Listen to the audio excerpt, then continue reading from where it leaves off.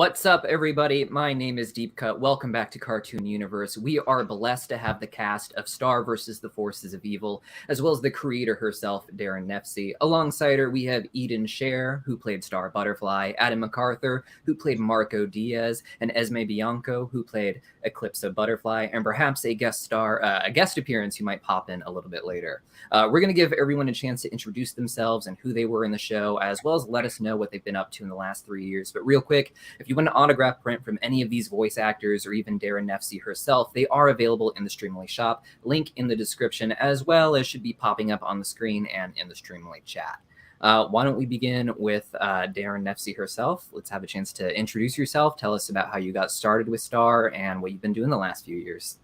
Great. Hi, everybody. So I created Star vs. the Forces of Evil, and it's crazy how it suddenly seems like a very long time ago. I pitched Star originally in 2007, and it was, quite a bit of a road to it becoming a show at Disney. And then, of course, awesomely, Disney picked it up, and we got to do 4 amazing seasons, and I'm so happy to be here with some of the cast. And then, since Star, just working on a whole bunch of different projects. It's funny, I feel like I've been having a ton of meetings, working on a ton of different things, but, nothing's really going yet. I feel like I'm having the usual, the more normal Hollywood experience. So Star was the first show I ever pitched, and it got picked up. And now I'm pitching a bunch of things, and it's slow, and we will see. We will see what happens. But I'm going to keep trying to get another thing going. So that's where it's at. Well, I only ended up seeing Star in the last 2 weeks, so I'm excited to see whatever else you have coming out in the pipework soon. Over to Sher, the star of the show. Yeah. Hi, I'm Eden. I played Star Butterfly. And it's funny. I feel like my last 3 years have been kind of similar to Daron's. I feel like I got attached to Star fairly early. I don't know if it was 2010. I mean, I guess he started in 2007, so which is insane. But it must be past 2009.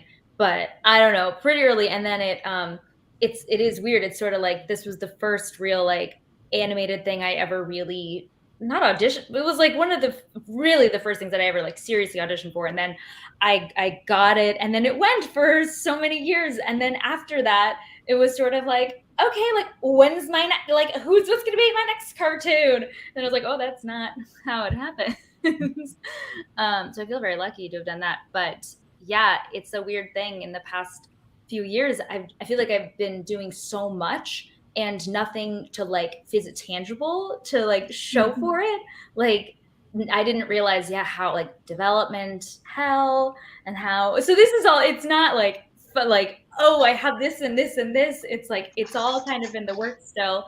But I did have a couple of kids, and I did that in my personal life, and now I'm let's get back to it. Here we go. Isn't it funny how many things you feel like you do? It's juggling. I feel like I'm so busy, but yet nothing is anything I can talk about yet, and it's questionable if any of these things will actually happen. So yeah. But I think that's the life of an artist. Yeah, I feel like that's 99% about Hollywood things. Eden, real quick, I was thinking how far back Star went. I always remember so Disney threw us a little pilot party, end of pilot party, and I remember Eden was not 21 yet, and they wouldn't let her have a drink. So. Oh yes, I do. I remember that. I was amazing. I guess that's fair.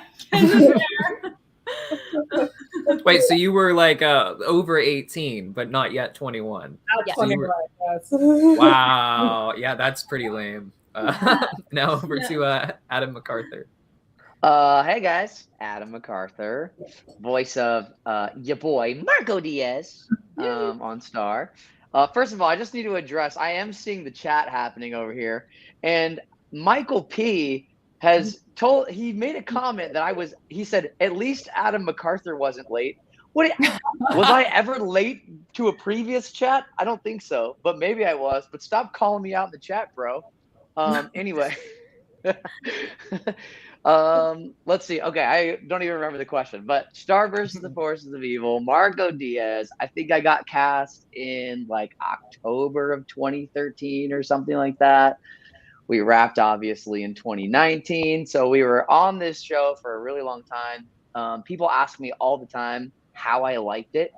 It was literally the best experience ever, from the show itself to my castmates, to just the fandom, everything. Like, it was a total, no pun intended, it was a unicorn of a show because it was very one of a kind.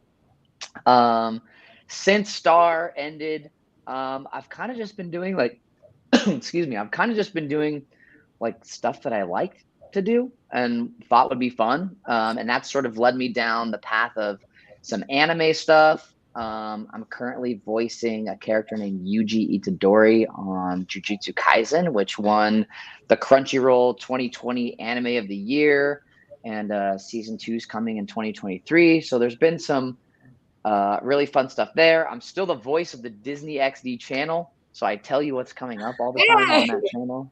That's you. That's me. Actually, that came up.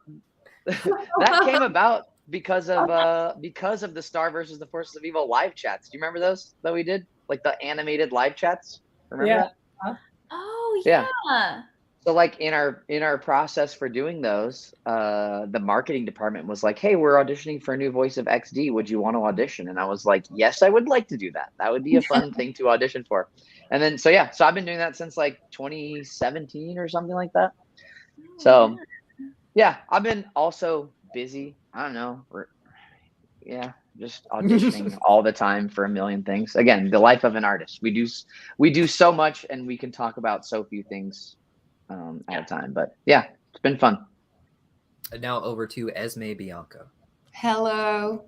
Hi, guys. I'm Esmé. I was Eclipsa on the show, which was awesome. I joined in season, tell me, Daron, what season did I join? 3, I believe. Yeah, 3. First, but I feel like Eclipsa is hinted at in she's talked about. Yeah, she's talked a bunch beforehand. So yeah, I joined the show then. It was amazing. It's the first voiceover job I ever did, and I had a blast. It was so much fun. I'd loved just the freedom of going into the studio and they'd be like, okay, just give us like 3 takes of each line. It was like, this is great. It just felt like playing, and it was just such a magical experience. And then there's nothing quite like seeing an animated version of yourself, even though it wasn't myself. So I had a great time. In the last 3 years, oh boy, well, pandemic life. That's right. We lived through a pandemic, which is very notable, I feel like. Yes, like never mind that. So I did that happened. And then I deliberately decided to take a bit of time off. I took some personal time. I've been working on my own projects. I've been releasing some poetry, writing a couple of pitches like Daron's. I'm pitching a couple of different things at the moment. And now just the pandemic is kind of, I don't know what's happened. Are we done yet? Yeah, where are we? Where are we? Kind of getting back into things and just doing the do, as they say. Yeah, me. Oh man, I'm proud of all of you guys. Yeah. Thanks, Adam. Yeah, that is true. Thank you, Adam. It's nice to just hear like, oh, someone is proud of us. We did.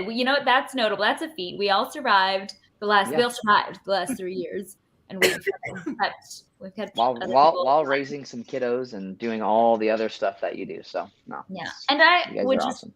If it's all right, I would just like to add one quick thing because both Esmé and Adam said how this was like a really special experience. This sounds like I'm trying to top you somehow. Not just agree. But I literally, there was a few moments, I don't know, it was a few months ago, I was having just like, I don't want to say a mental breakdown because it was more positive than that. I was just like reflecting on my life and I started crying about specifically Star. And I texted Daron just to be like, I can't believe, I don't think I realized, I knew I loved it at the time, but I was like, I can't believe how profoundly special this experience was, and how just like how important and formative and also like wonderful. I feel like maybe took for granted a little bit how wonderful everyone was. Everyone, but Daron especially, just being like one of the best. I don't know, just a beautiful mind. And so I just wanted to agree and add in that this was like people say like it's a good, it's like nice, but this was like, it was a unicorn of a, it was very special. Oh yeah, well I think that even harder than you. Good. You should. I'm just kidding. That is the perfect lead into the next question, which is, seeing as it's been a few years since the show has ended, I thought I'd give everyone a chance to talk about how they feel about the series now and how that might have changed since the finale. And once again, I figured we'd just start with Daron and work our way down through the cast. Yeah, no, that's a good question. Well, I love it. This is so sweet. You guys are so sweet. But it was true. The show is really special. Like the artists on the show, our board artists, our writers, our animation teams in Korea. I mean, everybody was so awesome on this. The cast, oh my God, so amazing. And like Esmé, you were saying, you see like Eclipsa, it's kind of a part of you. But I feel like all of you really embraced the characters that you played, and that's part of what made it so special. Is I feel like, I mean, I don't know. Let me know if you don't agree, but I feel like there is like, there is so much of Eden and Star, and there is so much of Adam and Marco, and there is so much of Eclipsa and Eclipsa and Esmé somehow, like it all kind of translates in this really cool way. So like, yeah, thanks guys. Like, I think that's part of like what makes these characters amazing and awesome. And yeah, thoughts on the series since it ended. I don't know. It's been like really interesting. I mean, I think, and I think I talked about this a little bit on the last chat too, but the reaction to the ending was definitely interesting to me, because a lot of people loved it and a lot of people did not love it. But I think a lot of the people that didn't love it, a lot of it has just had to do with like wanting to see more, and maybe having every single thing not wrapped up, which was kind of interesting to me, because I think as a writer, I kind of like things that aren't super wrapped up, but I think a lot of audience members would not agree with me on that. So it's definitely something that I've given a lot of thought about. Like, and I do, hey, I do wish to someday be able to do more with Star. I mean, I think that's part of the reason I didn't want to completely end it, because I, if the and I think most people know this too. There's not. I can't just make more Star, obviously. Like, this is my studio.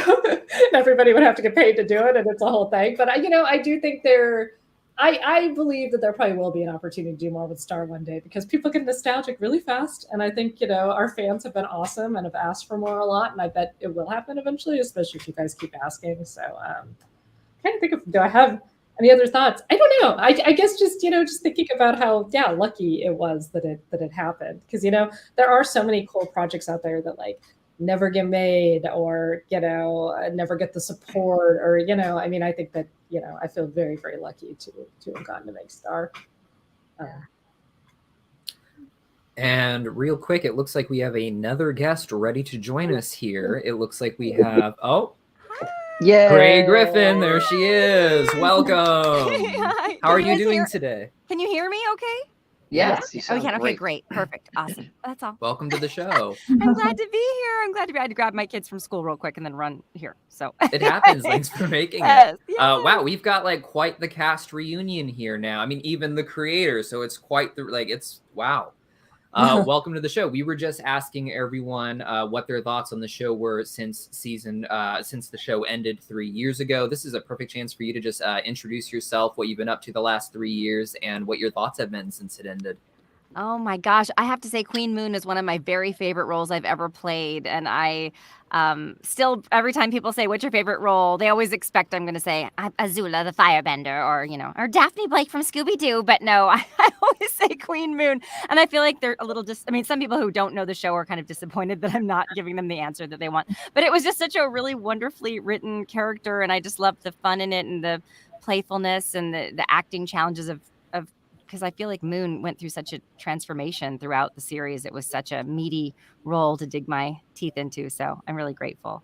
And I have to say, Daron put so much work into just little tiny thoughts, like just little things. I remember marveling at like, wow, she really has put so much thought into this and is so careful with, you know, even just a little breath here or there, just like maybe she doesn't, you know, she'll give you a direction, like maybe she isn't completely sold on the idea, and it's like, oh yeah, of course, you know, I mean, I'm not used to people thinking so much about and having their characters so beloved to themselves, you know. It's not just a job to her, you know. So Thank you so much for that answer, and thank you so much for joining us. Eden gave a little bit of an answer of this before I even asked the question, but if you wanted to follow up a little bit more on how your perspective has changed since the series ended. Yeah, I mean, yeah, I didn't realize that what is it? I don't even know. Pre-answered? Yeah, I didn't let you answer. Premature articulation. Sorry.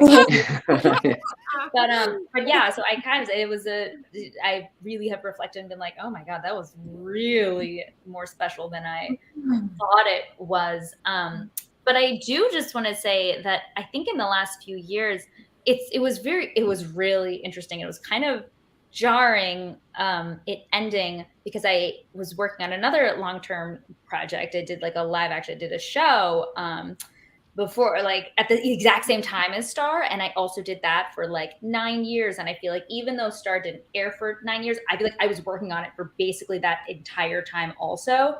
And they both ended at the exact same time, and I was like, I don't know what to do with my, like, okay, this is my identity, I don't know. And afterwards, I sort of realized as like people, as like fans, I don't want to say came out of the woodwork because they were always there, but like as there was a little more interaction and I got a little more like feedback, there was a lot of like, how do you relate to, how do you relate to Sue, heck, and how do you relate to Star? And it was sort of became this question of like, you know what? I don't know. It's like when you play someone for so many hours and for so many years, they kind of become entangled with each other. And so like Daron was saying that like there's so much of Star, I'd be like in me, and there's so much of me in Star. That's sort of how I feel. I feel like there was a lot of even just like little acting, like voice idiosyncrasies that I was able to, that I got into, that I feel like I do in real life now. And I'm like, I don't know if that came out of me, like, and it was me and it became Star, or if it wasn't Spot. Like, I don't know. We are one. We are one now. That's what I really feel like learned and appreciated, and it was nice to not play. It was nice to just play a character that was so cool, just like capital C cool. Can I tell a quick story about, because I did the scratch for Daron when she first wrote this. I did the scratch for Star's voice, and even though you're doing the scratch and you know you're not going to play the role, you feel like a little they better pick somebody that I approve of, you know. And I was doing a show called Generator Rex with Daryl Sabera.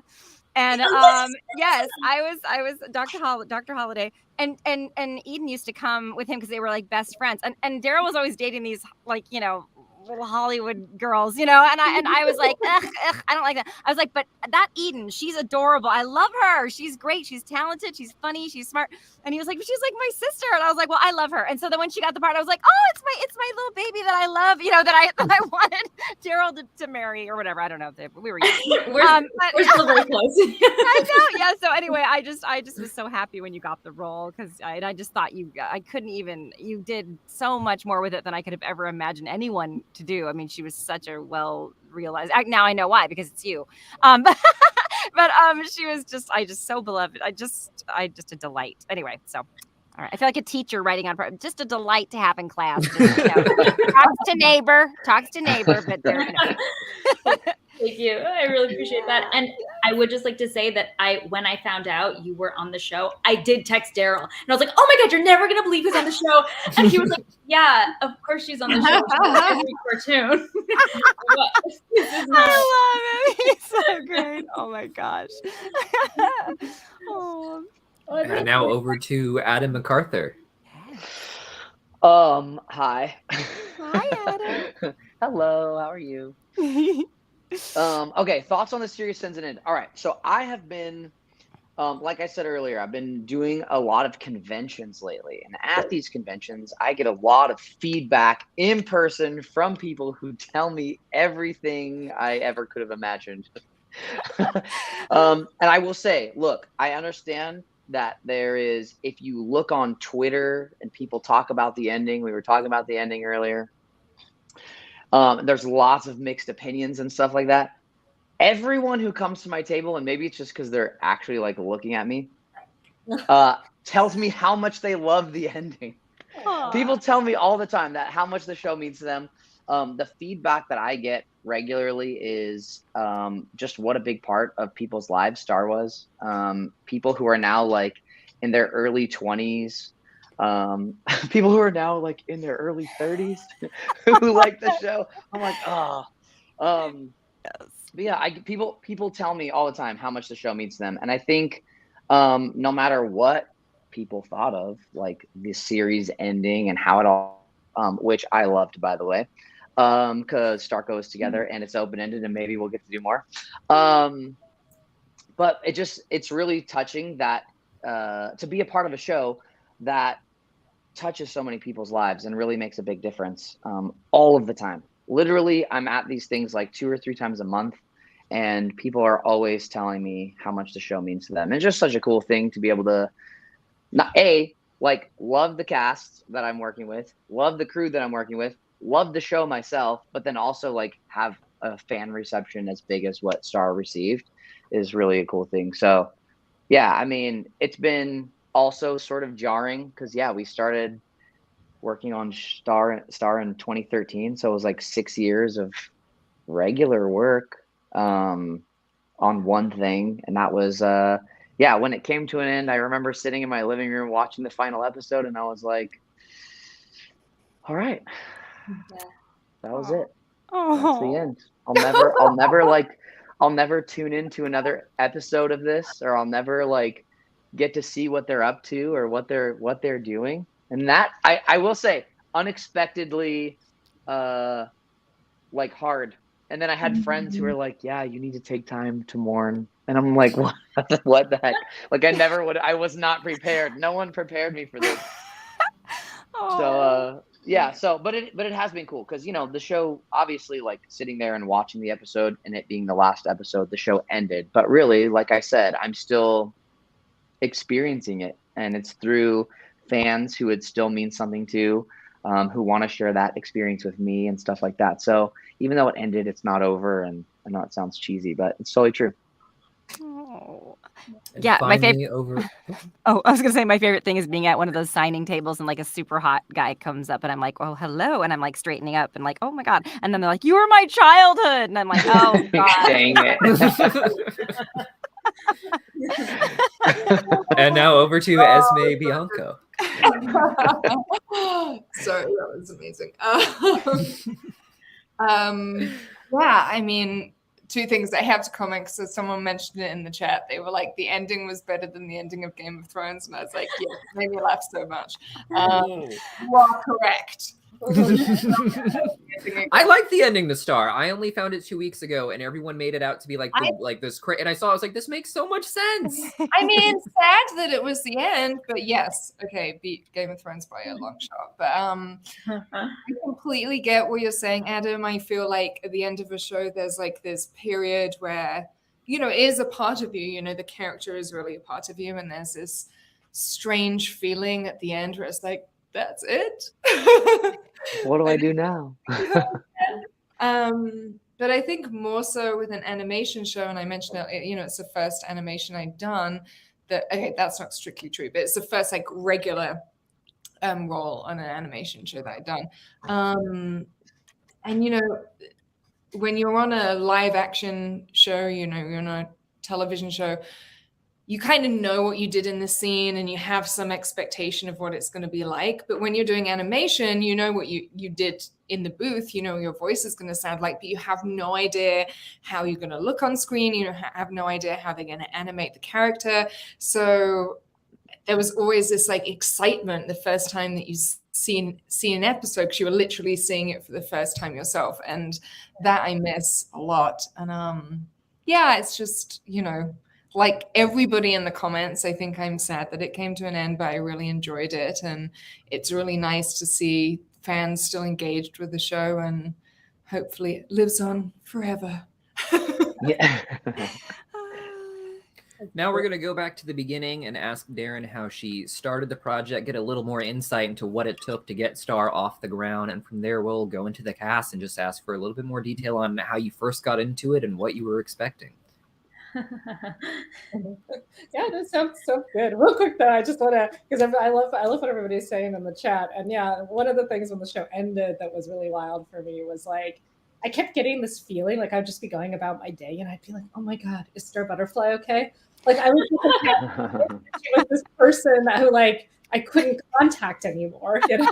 Now you know how Queen Moon feels. Yeah. Always in the middle of the day. Is she all right? What's she doing now? I just went off to another dimension and I can't speak to her anymore, and it's awful. Like, it was such a weird feeling. And I don't feel like that so much anymore, but it took a while. And then the other thing I have to say is just thank you all so much for like Gray was talking a little bit about, you know, being in the booth and getting all these things thrown at her. Oh my God. I mean, I know me and Kelly threw like a lot at you guys. And I you know, since Star, I've gotten to do a couple other pilots that I, you know, got to do records with actors. And I mean, all the actors, everybody was so lovely, but oh my God, it was at some different studios. And there was definitely some like, wait, you're going to make them say that again and again and in like 20 different ways. And I was like, oh no, have I been like overdoing this the whole time? But that was always, and I just appreciate you guys so much for going through that process with me of like really honing in and like finding these characters and really getting behind the emotions and like not moving on too fast, you know, like you guys were all like just champs. So thank you. There were always such thoughtful comments, though. You know, like once you get a really good note, you're like, oh my God, this isn't, because, you know, when you do, well, I do almost all animation, so I hardly ever do on-camera stuff. So you get into a rote way of doing things sometimes, and, you know, it's just you're kind of going in, you're punching your card, you're like, okay, we're going to go to the next thing, you know, and I would get into that rote thing, and then you would go, but what if, you know, and I was like, oh my gosh, of course, yeah, we're real. This is real now. We're really, you know, and I invested so much more because you invested so much. And anyway, yeah, I always appreciated your notes. Sorry, I think I'm talking too much in this thing. I need to get. I wanted to like jump into, and then I was like, I don't want to take away someone else's thing, but I do want to just agree with Gray. I feel like maybe we all like invested so much. I feel like it was a reciprocated thing. It was like we all really I know I like wanted to get it perfect or wanted to get it right because I know you had a vision of how it was going to be right, and so I didn't want to disappoint you, but I also didn't want to disappoint Star, and I didn't want to disappoint the show. I wanted the integrity to be up. So I was like, if this isn't exactly what she wants, I trusted that something else is going to be better. I love it. I'm pro all of these anecdotes for the record. I think they're great. Like, this is what people came here to see 3 years later, wanting to know what it was like there and what an experience. So thank you for sharing those stories. I also just want to give a shout out, sorry to interrupt, to the person in the comments who mentioned that Star vs. Forces of Evil needs to be on Broadway. Agreed. Now that is enough I want to see. Let's do it, guys. Yes, I'm ready. I could totally. I got it. It would be so much fun to do like a musical. Yes, singing Too Little Too Late on Broadway is a dream of mine. Okay? Get the entire original cast back for it. That would be amazing. Yes. So I believe the question we are on is, how did you start the project? And you know, what was a little more like getting it started like? And yeah, I mean, we'll start. It started out as a drawing I did at college. I drew a little character with her cheeks, and she really looked quite a bit the same with the long blonde hair, but she had a little crown.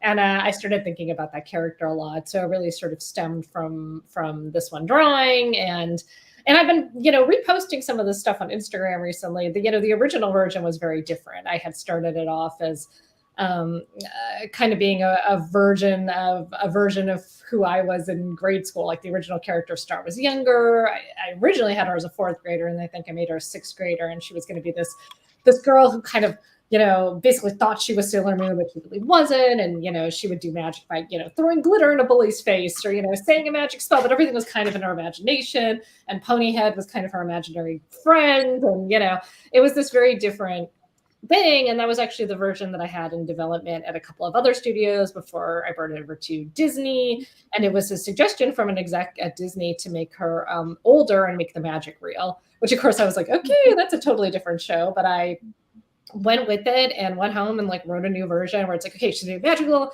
princess from another dimension, and it's going to be this big world. And yeah, that ended up being the version that the show is. So that was really exciting. And we're going to come back to those Sailor Moon inspirations because I have a lot of questions about those. But in the meantime, I think we can go over to Eden Sher and hear her story of how she first got involved. And I did not. I'm sorry, I did not know that. I did not know that. I feel like I know all of the whole like origin story, and I knew you like drew in college, but I didn't know that it started as like the magic wasn't real. Like that's just that's such a cool evolution. What a not shocking reimagining for you, but like what a challenge. That must have been like a creative challenge of just like, okay, now and you did such a good job. That's how I'm always in awe of people who can like really change their initial vision. So another reason to be totally in awe of you, Daron. But I don't know. I got started. I had auditioned for a bunch of like in my youth. I had auditioned for cartoons, but like nothing was. I knew I wasn't gonna get it was nothing. I don't know, nothing serious. And this I auditioned for, and I did not realize how slow animation worked. And so like I went in, I did an audition. I was like, this is cool. This is like a really cool project. But so I was like, I think I did my best and I feel so connected to it. And I feel like I could kill this. Like I could totally be the best. I'm definitely the best one for this job. And then I didn't hear back for like months. And I was like, okay, like again, like on television or whatever, it's if you don't hear back in like 8 hours, you do not get the role. So I forgot about it. I was like, oh well, okay. And then I heard back. They were like, yeah, they want to see you again for Star Butterfly or whatever. And I was like, that thing that was cool. Like they like they really like me. So I like went back and I did it, and I was like, oh, maybe I'm being more seriously considered than I thought. And I don't know. I feel like I did a couple. Didn't hear back again for like weeks, but then they were like, they want you, and I was like, are you sure though? Are they sure? Because they took a long time to decide. Then I don't know. We recorded. I feel like it was at a pilot presentation. There were a lot of steps before it was like the actual pilot, and I feel like I re-recorded the pilot, and I kept thinking every step of the way. I was like, I guess I'm probably getting fired after this. So, like, I recorded again. I probably like fucked up in some way. And then we just didn't. I didn't. I kept having the job, and then I got to do it, and that was the whole thing. I was like, oh, I guess it was like simultaneously way harder than I thought, and also way easier of a process than I. I got to do it, and I learned a lot. I learned like, oh, this is hard. This is really hard, and I was not great at it at the beginning. I hear those first few episodes, and I'm like, oh, yikes, could have done that better. But I enjoyed it. That's not you. I mean, and you're great in the first few episodes. You're great in the whole thing. But it's there was. I will definitely say season 1, and this is like every season 1 ever. There are some figuring out blues. There are some. I mean. There were episodes that we scrapped season 1. There were episodes that got completely rewritten. Blood Moon Ball was going to be a completely different episode at some point, and we redid that one. I mean, it's that's part of that first season process. And I also think that's why, like any show, you go back and watch, like any show that went multiple seasons that you love, and you go back and watch the first few episodes, it's always like, whoa, this doesn't quite feel like the show yet. But that's how it is. Those can be some of the most refreshing to watch, though, just to bring yourself back to like your first immersion into the world. Like even in binge watching, like going back and looking at those and feeling like the difference, even just like within an hour of viewing because you're watching it all back to back. But now we can move over to Adam McArthur. So my audition for Marco came like any other audition, and I was like, oh, cool, this guy seems awesome. He is a good boy, which I really liked. but like a misunderstood bad boy, which I've always resonated with because I'm like, dang it, I could kick someone in the head, but also like everyone just thinks I'm really nice. So I was very excited to audition for Marco. I actually auditioned for Marco when he was named something different. He was named, was it Soul? Was that like his original name there? His original name was Soul Diaz, and I named him that for like the star and sun and sun, yeah, which was cute. But there was, I don't know, just there was some concern about the name, and there's always different things with names, and yeah. Anyway, we ended up with Marco, which ended up being so happy about because then we got Starco, and there's no real good star and soul combo. Soul, no, horrible, So horrible, yeah. But yeah, Solar though. Yeah. The audition kind of came during a time when like I mean, this could just be actor brain trying to like put pieces together that don't actually exist because we all do that all the time. I mean, like 4 seasons of the show, and like every season you're like, oh, I wonder if I'll get hired back for next season or will they replace me? But yeah, it came during a time when I felt like maybe Disney was like trying to find something for me. I had a bunch of callbacks for different series that were coming out at that time. I got called back for Ezra Bridger at the same time as I got called back for Marco. And I just remember thinking like, oh man, like I hope I get one of these. Obviously a Star Wars project would have been cool, but I was like, but man, Star versus the Forces of Evil seems like such a unique, cool project. So I was very excited. I was actually, I remember exactly where I was when I got the call that I booked Marco. I had been waiting, and I was like, okay, are we going to hear something? Are we going to hear something?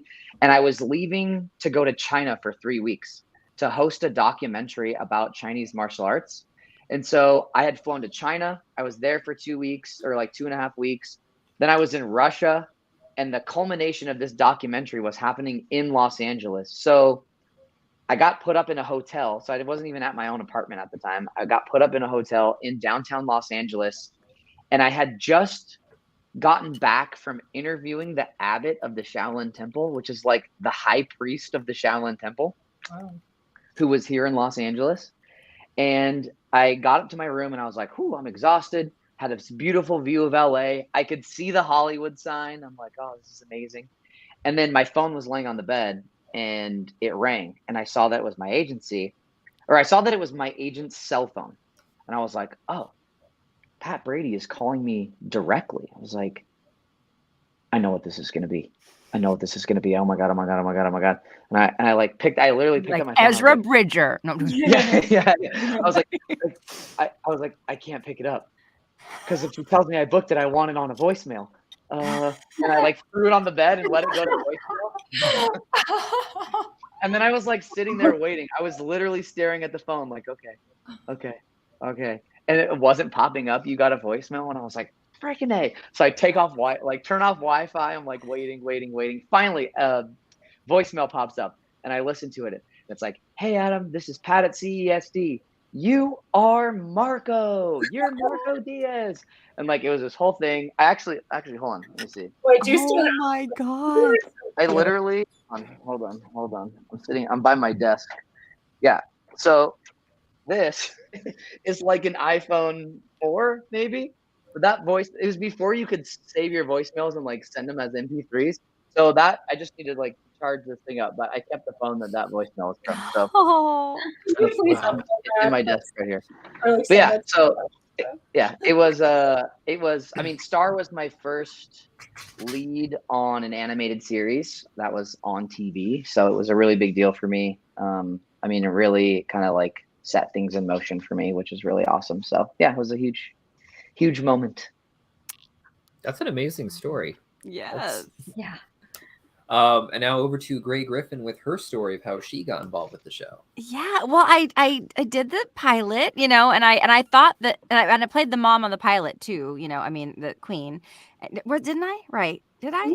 Okay, yeah. And I thought it was just going to be this little tiny, I was like, oh, and I love a tiny role. Woo, do I love a tiny role? Because it's like, oh, what? It pays the same and I'm doing 3 lines, then I can go do something else? Awesome. I love those.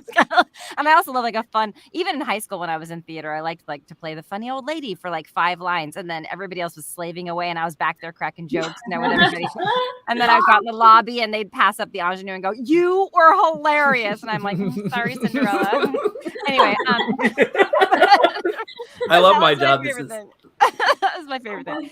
Anyway, so I just wanted to be this little fun bit part as the mom, and then she just took on like this whole. It became one of the most epic roles I've ever played. So it goes to show you never know. It's so funny. One time I auditioned for Spider-Man and I didn't get Mary Jane, but my really good friend did, and I was so happy for her. Vanessa Marshall. I don't know if anybody knows, but she's great. Mm-hmm. Anyway, She's awesome. and then I got a bit part as this funny, she wasn't funny before I started playing her, but she was this like annoying cheerleader, and I just kept like ad-libbing these things, and so then the writers thought it was funny, so then they were like, we got to get that cheerleader in there. So I was in the next one and the next one and the next one. I was in every episode of the show, and Mary Jane, Vanessa was like, God dang it, Gray. She's like, you I beat you out for that role. I was in 2 episodes. You were in like, 16 or whatever. And I was like, I'm sorry. Anyway, and it was a good little part. 3 lines a piece, 3 lines an episode. Funny. That's amazing. And people still stop me at conventions and go, that funny cheerleader. Anyway. So I like the little roles, but I was very happy to be able to play such an epic arc of a character. That was an honor. So. And finally over to Esmé Bianco, who was unique in that she was a later addition to the show, coming about halfway through when season 3 started. Yeah, I was on the pilot. I feel it's hard to follow it's hard to follow the story about the voicemail. So that's difficult because similarly to Eden, I auditioned for it, and I have a bunch of voiceover auditions come in, and so I just churn them out. And I also had no concept. I mean, I've not been, I mainly do on camera, so I'd not done animation before, so I had no idea how long it took. So I'd audition for something and be like, oh, I haven't heard anything in like 2 days. I'm like, oh, it's done, forget about it. And I got this call, and they're like, oh, you've booked Star versus the Forces of Evil. And I was like, what? And I was like, wait, hold on. They're like, yeah, you went through it like 6 months ago.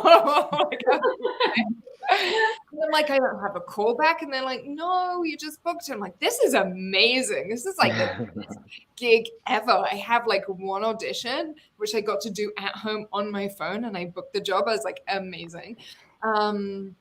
But it was fun, like being able to check out the show like before I joined it and kind of get a feel for it and sort of, have a sense of how I was going to fit in with it. And yeah, it was amazing. It was fun to jump in with it.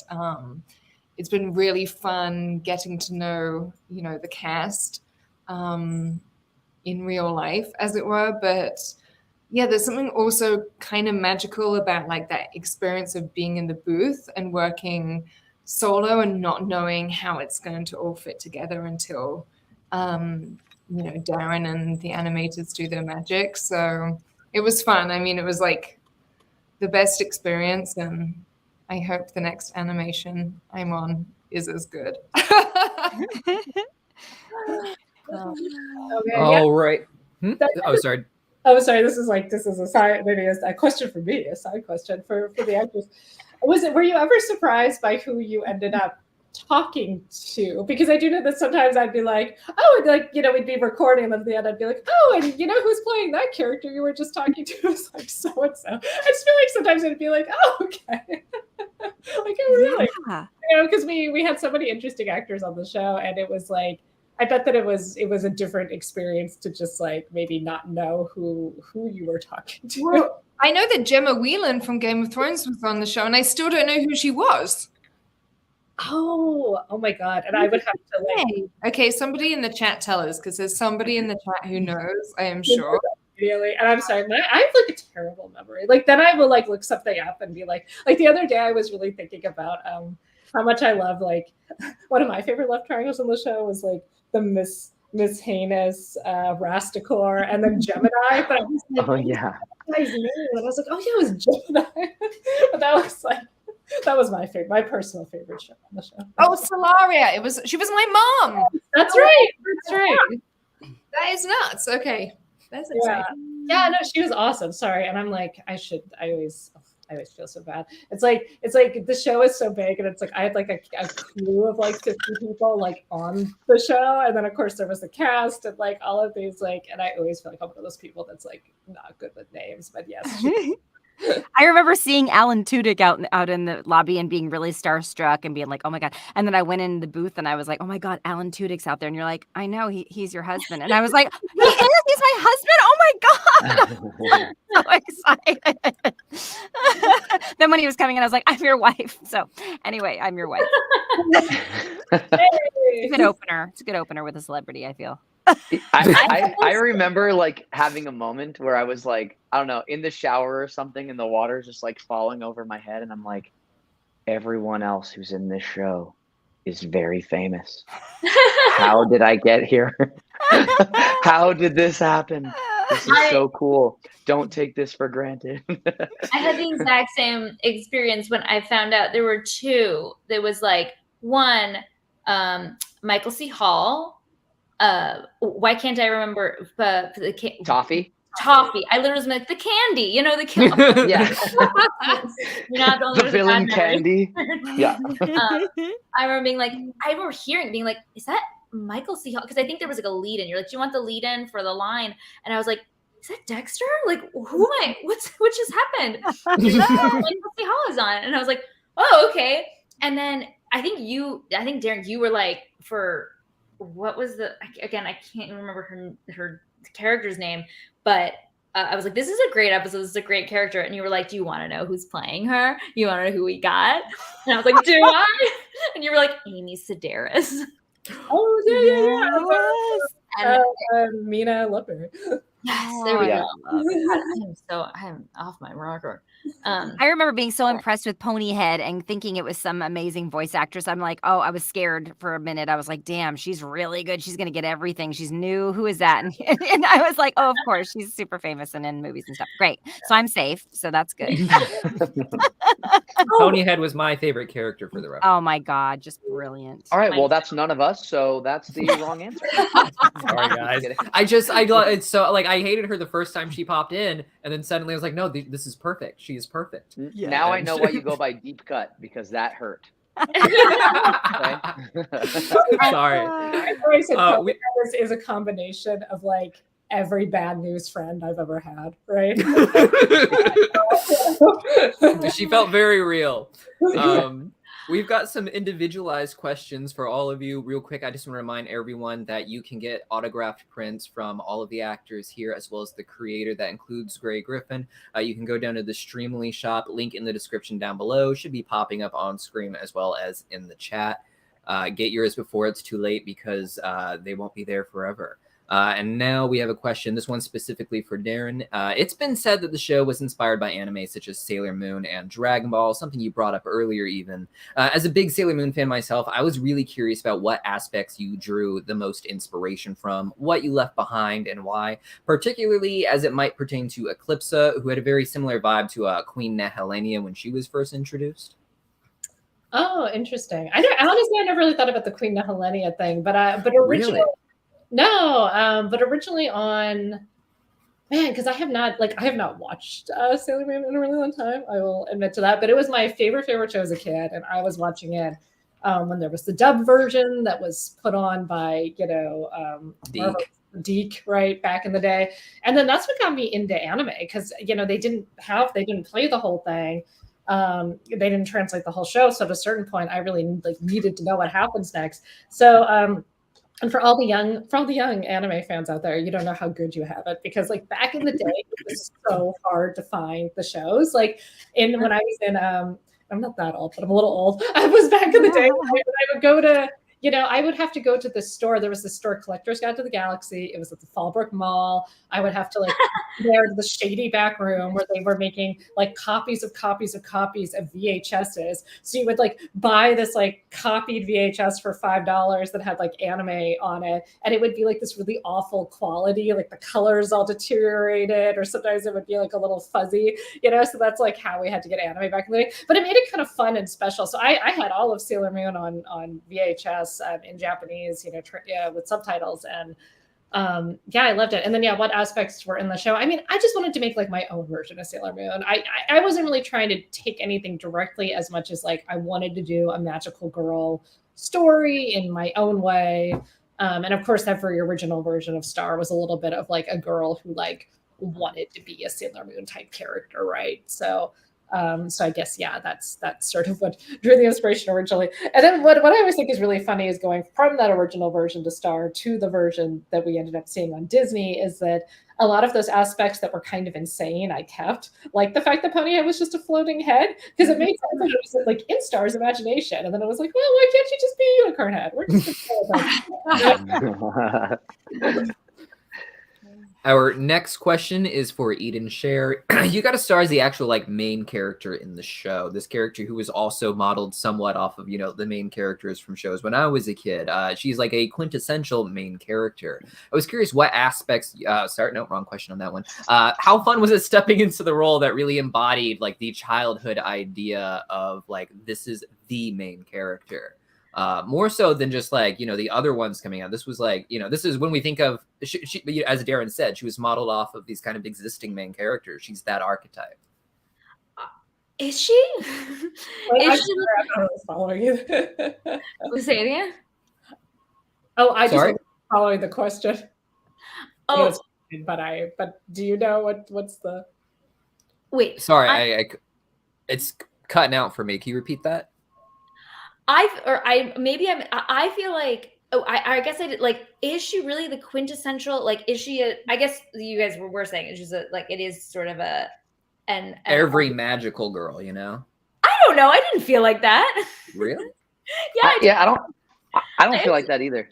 I didn't, because I guess also because I didn't feel like she was I felt like I was, when I read it, I was like, oh, this I feel like this almost kind of plays against type, or it would like the every predictable thing. I don't know, just having the label of princess and then having her fight monsters just felt like, maybe, I don't know. It just felt very, I don't want to say there was nothing girly about her, because she was super girly, but like girly in a way that embraced like, yeah, I'm a girl. I'm like a badass girl. Like I am a girl. I like unicorns. I like glitter, and I'm going to like kick butt. And I feel like I hadn't seen something like that on TV as the main character, not as like a side character, like a sidekick, or like even not a punchline, but like, as like, oh, that's the badass girl. Like, but has the like, this is my show. And so, I mean, I don't know, to answer the actual question, like, what was it like taking on the role of a main character? Oh, a lot of pressure. Again, I kept just thinking like the focus is going to shift eventually. They're going to have the focus shift to another, like they're going to change. I guess like with the name, maybe they're going to start like the name can't change, but they're going to start really focusing on the forces of evil. I don't know. I really, it was an incredible, even from the beginning, I was like, when people were, I was like, yeah, I'm doing this show for this cartoon for Disney. Like, it's really cool. Like, it's called, they're like, what is it? I'm like, it's called Star versus the Forces of Evil. And they're like, oh, cool. Who do you play? I'm like, Star. And it was always like, oh, wow. And I was like, I guess that is impressive. I love that. That's why, I mean, the Star's character was, especially, I mean, at the time, really kind of a unique thing to get through. So like, and sorry to like take it over real quick, but like, like, I had the show at 2 other places, and they did not want to make a female-led show at the time, like at all. Like at the time, and it's wild how much things change and how quickly, but at the time it was like nobody wanted to touch a female-led cartoon because they really didn't believe that boys would watch a show with a female lead character. And then not only was Star a female lead character, but when that had happened in the past, it would be more of a Kim Possible type, which is an awesome show. But like, she is almost like she's wearing pants. She's super cool. She's like, you know, she can kick ass and do anything, and she's kind of perfect. So what I wanted to do with Star so badly was to have a character that was like super flawed, not getting it right all the time, you know, could kick ass and be a girly girl, you know, kind of have all of those aspects. So yes, I think she was really her own person.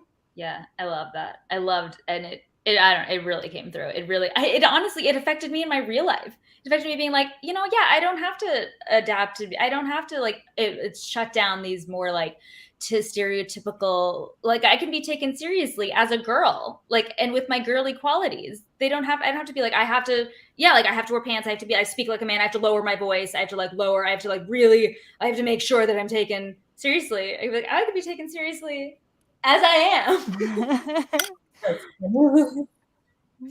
Now over to Adam McArthur. In addition to roles like Marco, you dubbed quite a bit of anime from what I saw. What have been the biggest differences tackling anime dubbing roles versus Western animation roles? Not just on like maybe the technical side of having to like match lip movements, but perhaps how you tackle the characters internally, if you do.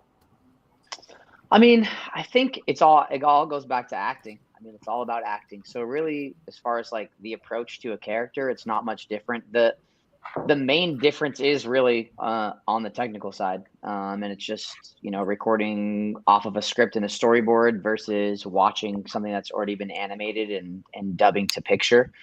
I always say that anime dubbing is more like acting inside of a box, because you still have to act, but you're doing it within kind of these constraints.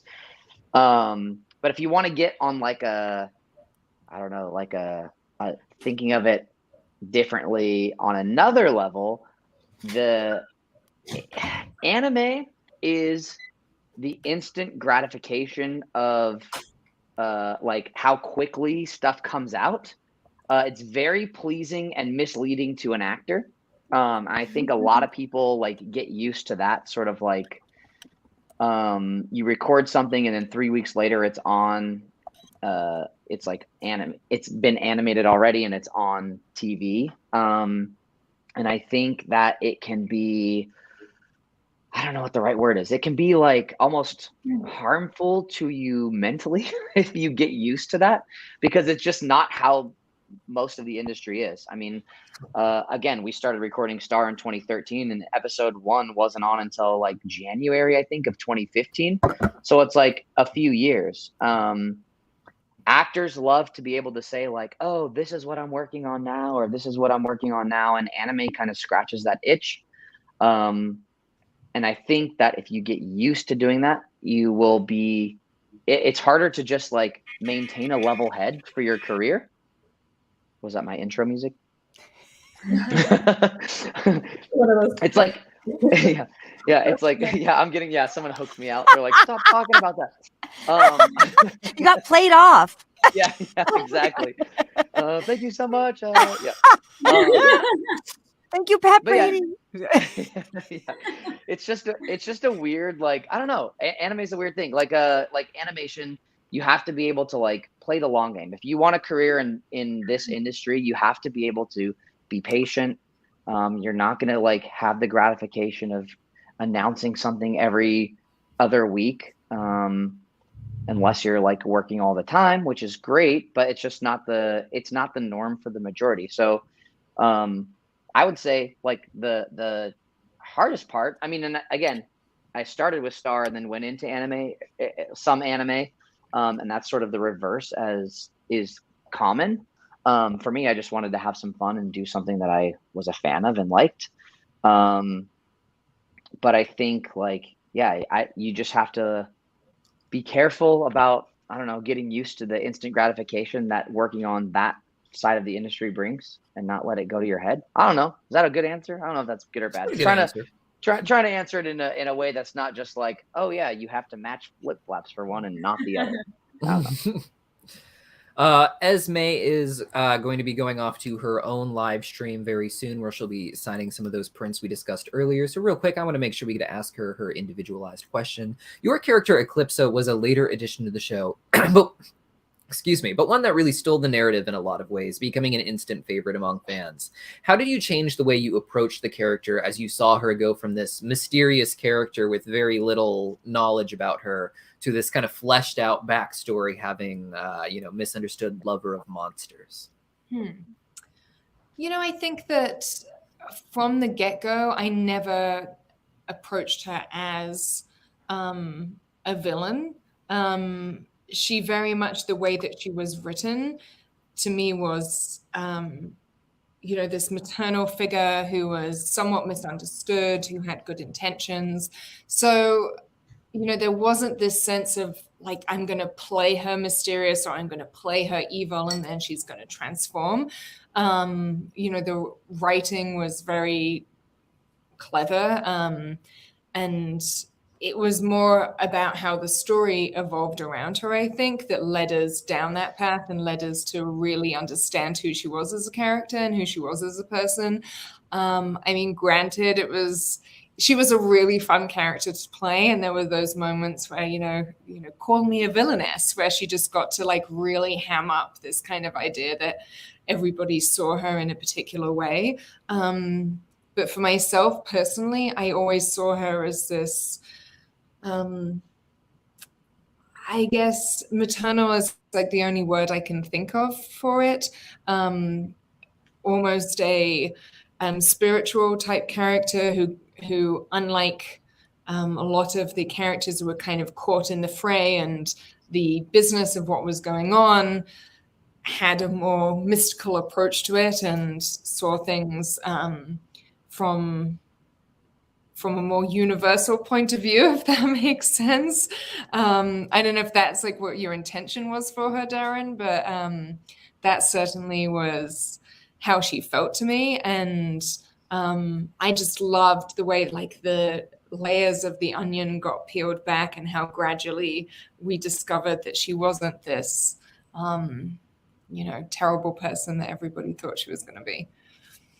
And who comes out of a crystal asking for a chocolate bar? That was the thing I wanted to play throughout the show. It's just that there really, even though it's Star versus the Force of Evil, it's like there really is no good and evil, right? And that I really feel that in life too, that situations really are never black and white, and we need to have a better understanding of people in general. So I think that was, always something. Yeah. Well, thank you so much for joining us and giving us such a beautiful final answer. Esmé is about to go off to prepare for her personal live stream where she'll be signing prints. Links to get your own are in the description, in the pinned comment, etc., at the Streamily shop. Thank you so much for joining us. Thank you. I will be on my Instagram channel, which is just my handle is Esmé Bianco. So I'll see you there. Thank you for having me. So nice Thanks for coming. See you all. Great to see you. Thank you to all the fans. Bye. And now we can circle back to Gray Griffin. You not only had dual roles in the show as Moon Butterfly and Jackie, but also happen to have an extremely, unbelievably large voice resume in general. You've been in countless shows, appearing as numerous background characters in some, to starring roles such as Azula, as you mentioned, or classic icons like Daphne from Scooby-Doo. To what do you attribute such a radical resume of characters? And could you speak to what it feels like to bring to life so many of them? I think it's just that studios are cheap and they want to do a lot of different characters, except for Disney, not Disney though. Or anyone, Nickelodeon or any of those other ones that want to hire. No, that it's not you I'm talking about. I'm talking about the other studios. But no, I just feel like they just want to get us. That Gray is one of the best in the business. I'm not the. I can play a lot of different. My voice is pretty malleable, so I can play like the little babies and the old ladies and the boys and the men, whatever they need. So and you get paid the same up to 3 voices. So if they can get 3 for the same price, that's what they're gonna call me. So because I know people who really talk like this, and they're like, "Can I do voiceovers too?" And I'm like, "No, you just have a problem. I'm sorry." No.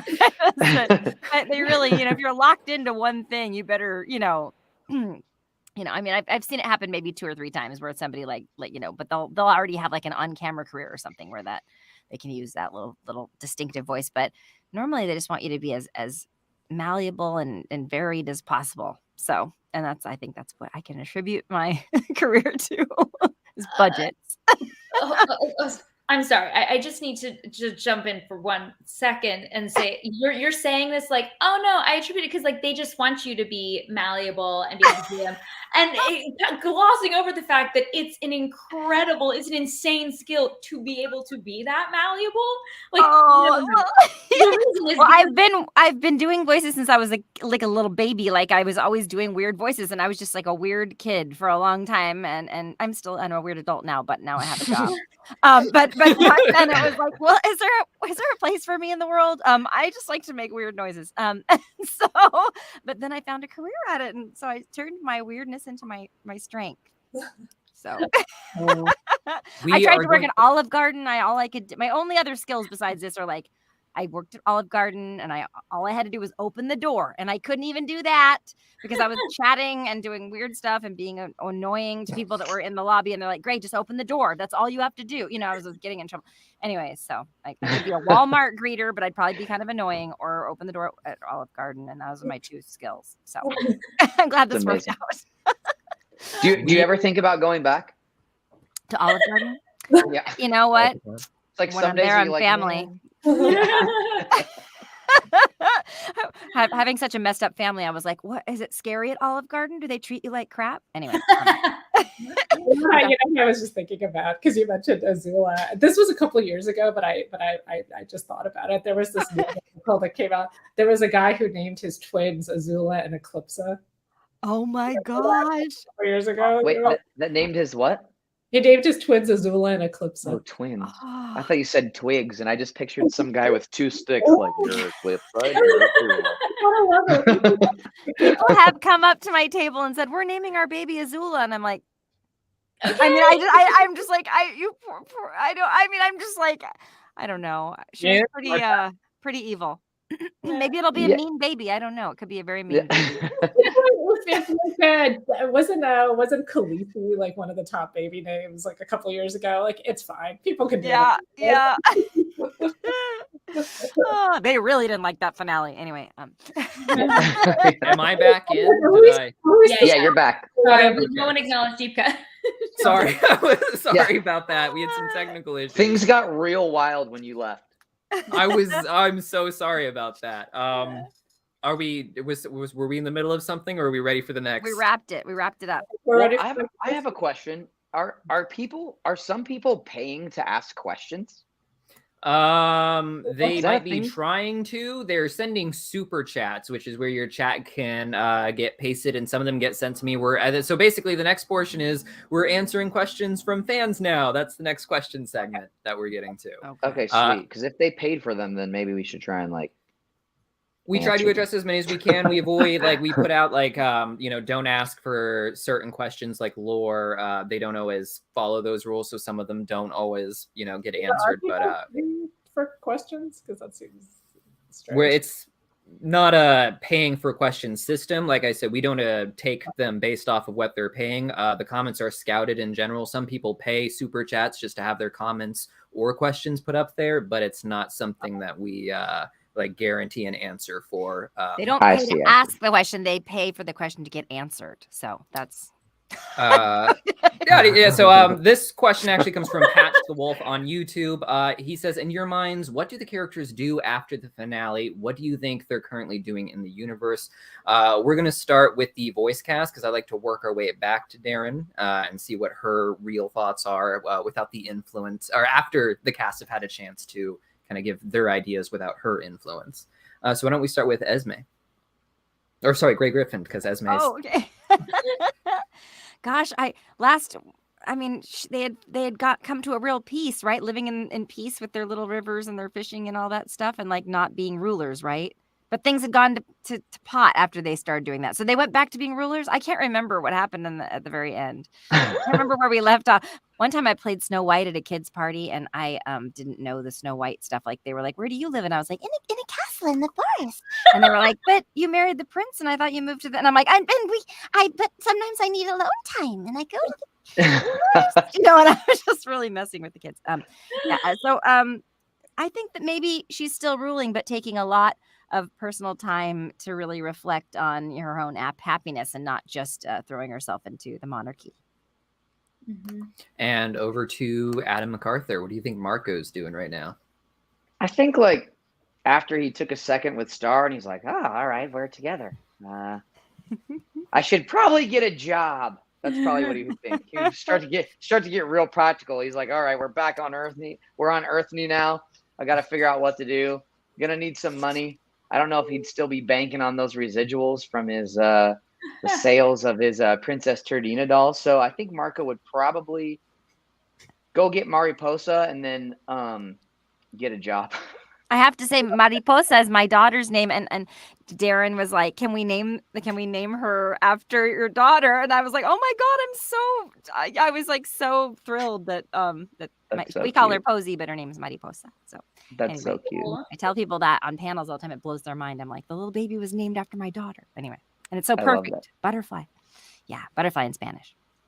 Oh. Now over to Eden. What do you think Star Butterfly herself is up to right now? I feel like she took a break. I feel like, well, I don't know. I feel like took a break. I feel like she took a break, had twins. Yeah. She's all the shaker stuff.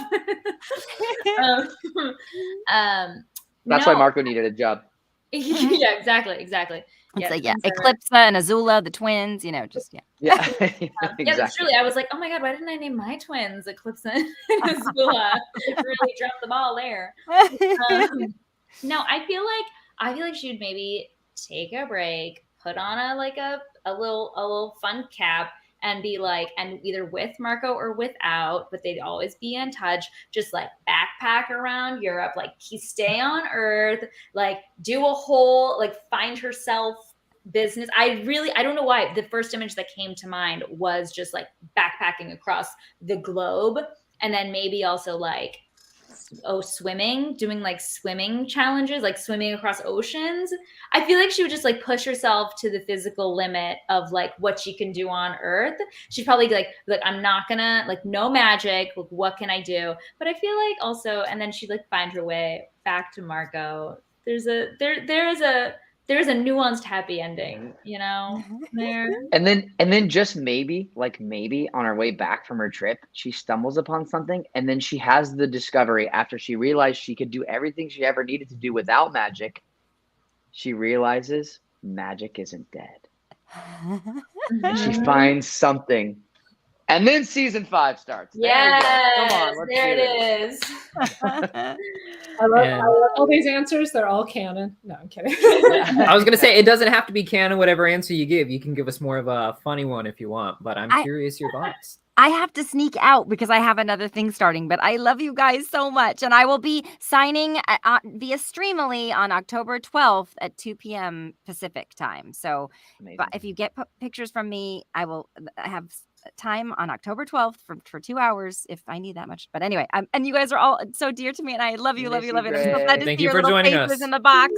Okay, bye guys. See ya. Bye. This is the type of question I prefer to stay away from personally, just because I feel like there is so much emphasis when I do say something, and I feel like weirdly it's always a mistake for me to say something, because honestly, I mean, maybe fans don't want to hear this, but like the truth is, I don't know. I have some ideas. I have thoughts of like where we can maybe take it if we would do more in different formats, because there's different ways to take it, and there's different. I would love to do more with it. I don't want to be committed to something, because I think for me, there's kind of a joy in the discovery of it and the starting of a writing process and trying to figure out where it goes and trying to fill in the pieces and having stuff to work with, which again is why I left the ending a little open-ended, because I wanted some stuff to play with, and I don't know exactly where it's going, but that's like the fun of it for me. I like kind of getting into a corner and then having to figure it out. I will say, I do imagine that Star and Marco are happy wherever they end up in the future. And I do in some ways kind of see them possibly, hey, if they're together, if they're not together, maybe they'll get back together. They are very young. That was always something too that I have had some reservations about, because they do have this really lovely romance, and they really come together as these two characters that really love each other, but are these good friends, but they are really young. And hey, you know, most people should not actually get together with the person they meet in high school. So that's, but yeah, but I like to think that eventually maybe they come back and they're happy, but I don't know. I don't know where it would go exactly. And I don't want to say because that's, because if it happens, when it happens, I want the options to not have everybody yell at me if I change my mind about something. That's really what it is. There's Fair so enough. much more pressure as a creator than as a lowly actor. Really, they do. People like write down what you say and they're like, well, she said. Yeah. Because I think I did one of these type of things on Reddit. I was just trying to like rapid fire answer a bunch of fan questions. It kind of like said something that was like a little untrue to the lore, and like people really beat me up about that. But you know, it's a lot of stuff to remember, and especially when you're at the moment, like something like that would make it on TV or make it into a book because I'd be checking everything and just like making sure. But I think that sometimes it's hard at the moment to remember like every single detail and everything. 4 seasons of details, 4 seasons of details, and now we're a couple of years removed, and I'm working on like 20 different projects. So yeah, it's easy to not. And I'll see that was funny. So I did this poster for this Streamily, which by the way, poster. There's a brand new. Like I haven't drawn these characters in a minute. A brand new poster of kind of imagining a day on Earth. Me again. Please don't take anything to be totally canon. But people were really, I thought it was so funny. I put Marco's mole on the wrong side, which is hilarious because I've called that so many times as a retake. Like that was like one of my, I was like, oh my God, I'm never going to make an asymmetrical character again because I had to like fix that mole so many times. Well, I just got called out that I gave, and also Marco, I don't know, I was messing up on Marco. He's got 5 fingers, apologies, or 4 fingers on the thumb, apologies. You should just, again, this is a retake I would have been calling. Yeah, maybe we all do our best. We all do our best. This next question comes from Dreamy Cream on YouTube. And Eden kind of psychically answered this one earlier as well. Have you noticed any changes in your speaking voice or maybe even your personality due to your continuous work on the show, influenced by this or any other characters you've played? Why don't we start with Adam McArthur this time? No, I don't think so. I mean, yeah, I don't think I've noticed any difference in my personal speaking voice. No, that's it. I just haven't. I don't think so. I was gonna say, I think it's different when you're really doing a voice that is like markedly different from your own voice. Like you have a Marco Diaz voice. I feel like when you're doing kind of just like how I did it's not really my voice, but it is a version of my voice. And also like, I'm still not like a proper like voice actor. So I don't have like these like characters and even going into this, I didn't plan on doing like a character. At the beginning, it really actually was probably closer to my real voice. So yes, I definitely, it became more nuanced and became a little more separate from my normal talking voice. But I did say this earlier, but there were certain like idiosyncrasies that happened that when the more I said it as Star, the more I just like, this is fun. This is like fun to say. Like, this is fun to speak like this. I feel like there was something, I don't know if I said something like totally, I think I said like, oh, totally. I can't even do it now. But there were just things that there are certain ways, like the flow, the musicality of the Star's voice that sometimes slips into my everyday, me as Eden. I will say there was one line specifically that I feel like Marco was so ahead of his time. And during COVID, so it came up during COVID, so in 2020. So during episode 1, Marco's outside of the, what was it called? Like Stop and Slurp or something like that. And there's a cloud and he's like doing this thing and somebody walks by and he yells at them, "You come to my house, you bring toilet paper." And I just thought, how appropriate for 2020 was that? So maybe that's how he influenced me. When everyone was like raiding the shelves for toilet paper and during COVID, I was just yelling at people to bring toilet paper when they came to visit. You know what I mean? That's so funny. I love that. Like Marco had a vision of the future. I know. They say The Simpsons predicts the future, but no, Star versus. Unfortunately, I wish we hadn't predicted that future. But anyway. Yeah.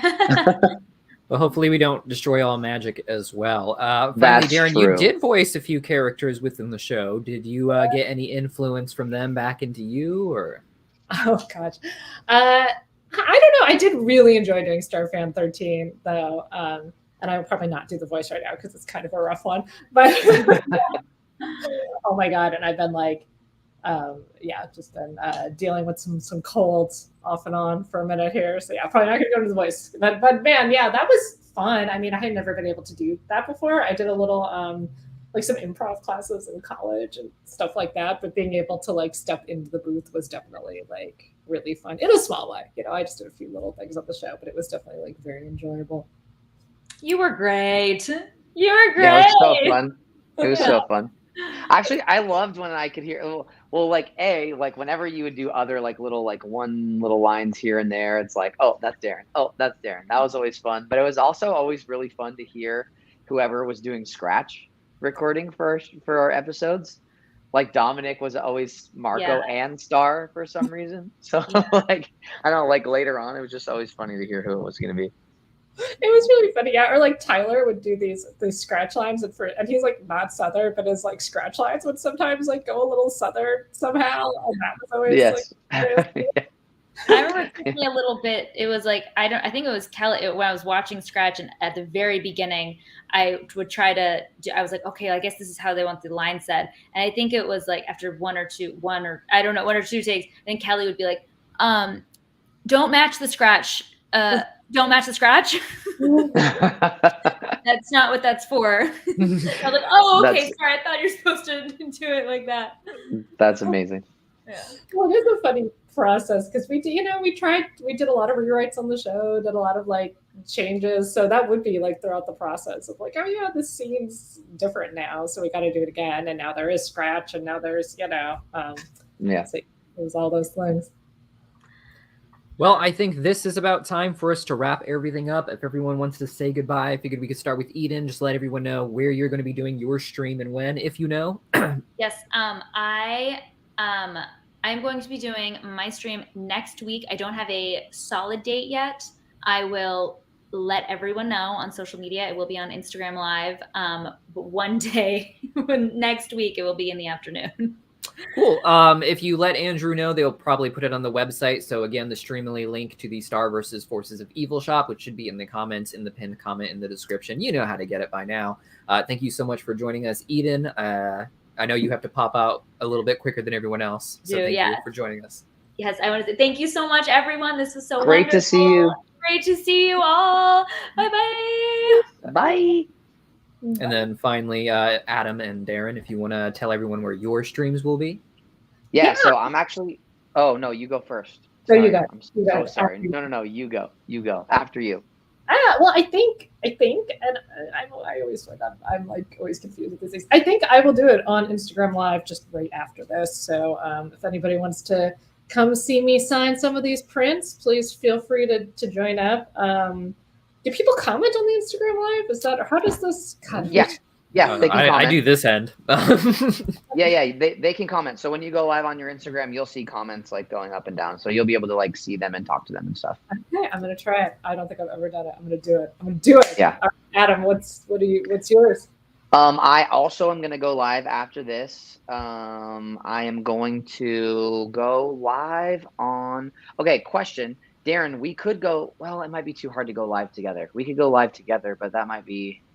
I mean, that was fun last time. Could we also just stay on this and start signing? I feel like we did. I don't mind. I mean, if you guys want to, we got more questions. If you guys want to answer more questions along the way as well, I just figured you guys are all doing your own streams. But if you guys want to stay on here, I don't have a problem with it. I'm okay to stay on here. I gotta just grab my prints and stuff, but I'm okay. Yeah, I don't understand. Should we give it just like 5 minutes and then? Are you sure that's okay, Adam? I don't want to keep people away from here. Okay. Yeah, let's do it. I think it's fun. It makes it like, I feel like less awkward to talk to somebody. Yeah, totally. Plus, I got some questions. We can take even more. I felt bad we didn't get to answer all the comments today. There was we had so many fun little anecdotes early on, but we got a few more for you, and we can just keep it on going. Let's do it. Well, let's Okay. do 5, get prints, get set up, and then everybody will be right back. We're going to sign right here. So Cool. All right. See you guys soon. Okay, I'm just gonna mute and turn my cam off, but I'll be back. Stay. Nobody leave. We'll be back in 5, guys.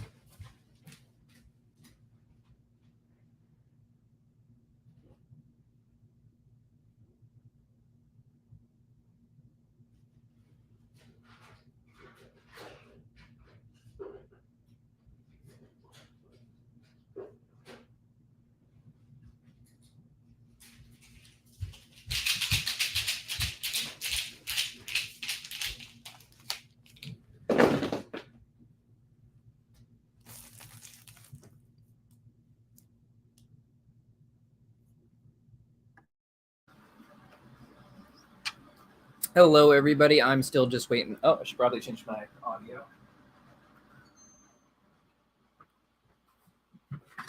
We're just waiting on Daron and Adam to come back. They're going to start signing autographs here on Cartoon Universe, I think. And we'll answer some more of your comments and the questions in the comments. Just so you guys know, we don't really answer weird lore questions asking for like essentially things that the creators will have to make up on the spot, you know, just kind of answering like the nuance of how certain conflicting ideas might work. We go for questions that are experience based, memories based, you know, what it was like working on the show, different ideas of development. So as much as some of you like put them in the comments, sometimes even in the super chats, we don't answer those lore questions. Sorry. But if you guys leave some comments now, I will begin asking Adam and Daron once they get back on the air.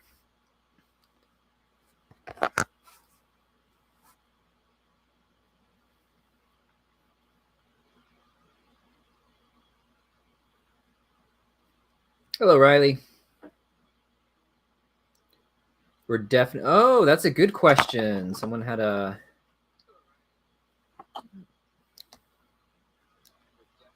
How do I close this?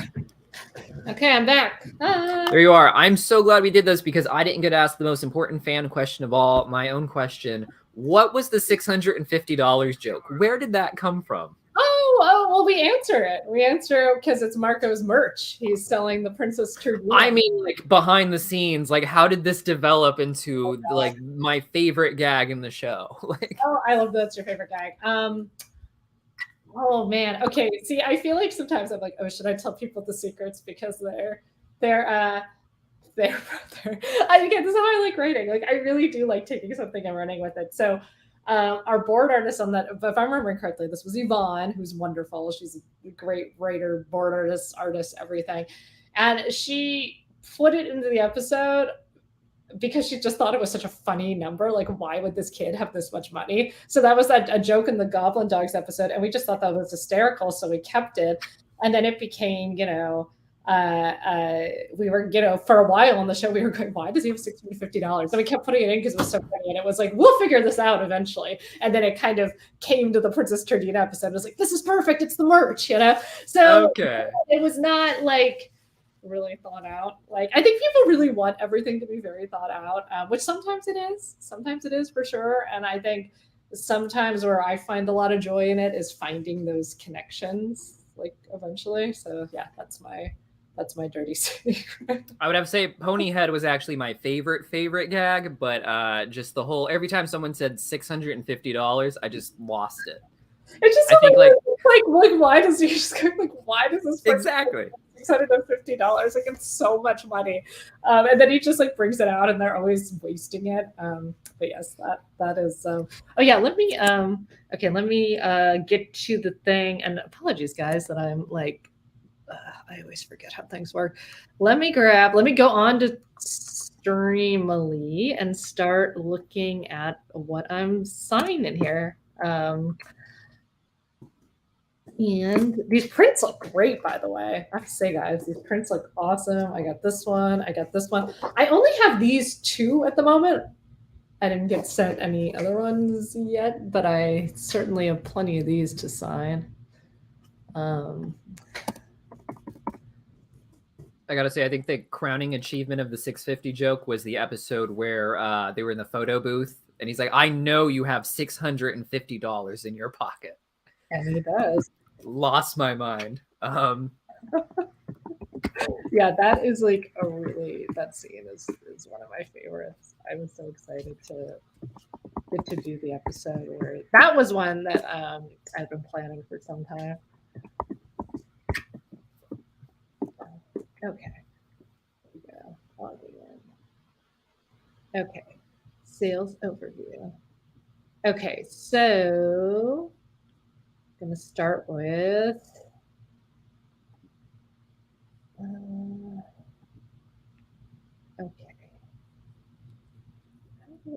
okay, that's right. Sorry, guys. Sorry, you're watching me. Oh, shoot.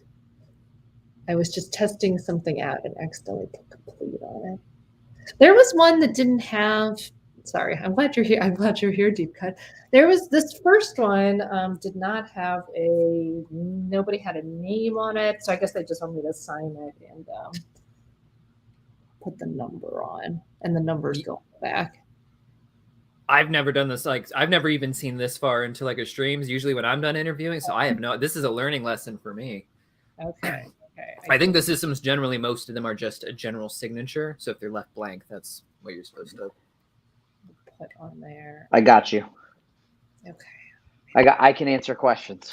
Okay. And then I'm going to charge Streamily. I'm going to charge Streamily an hourly rate. I accidentally did one as complete, and now it disappeared, and I didn't do it yet. Oh no! Oh, Adam, you start with one. Look at this. Okay, I have to pull up my Streamily thing too. Okay, let me just get prepped here. Streamily.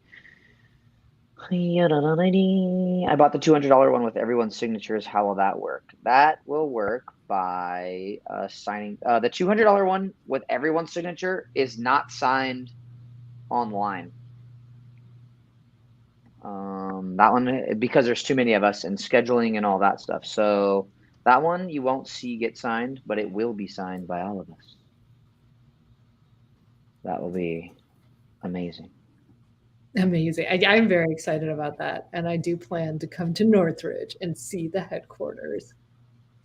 I'm curious about them. I get a print from every stream we do. They're very high quality. They're very good stuff. They really are. Yeah. I really, I have to say the quality, guys, I think is even better than the last time we did this. I think these posters really, really look great. Okay. I found it. Okay. This one's 188 and this one is to nobody in particular, but that's okay. I will do a fun drawing. I'm using the Posca markers today, so they should look really vibrant and fun. We're here for it. Awesome. We have a great question for you to start now that you're signing. I just saw it. I'm just scrolling back. Someone asked it twice, and it was a good question. Here it is. Lip Gloss Babe says, did becoming a mother change your view on Moon and Eclipsa? Would your influence now have changed the characters if you were writing the story after becoming a mother? That's a fun question. That's interesting. I don't think so. I also feel like I'm kind of, well, I guess I'm not that new in the baby. I feel like I just had this baby, but he's 2. No, I don't. He's a little man. Yeah, I don't think so. I mean, I think everybody has their own like unique person, and you know. What else we got? Let's see. We got here's a more generalized question. This one's more for Adam.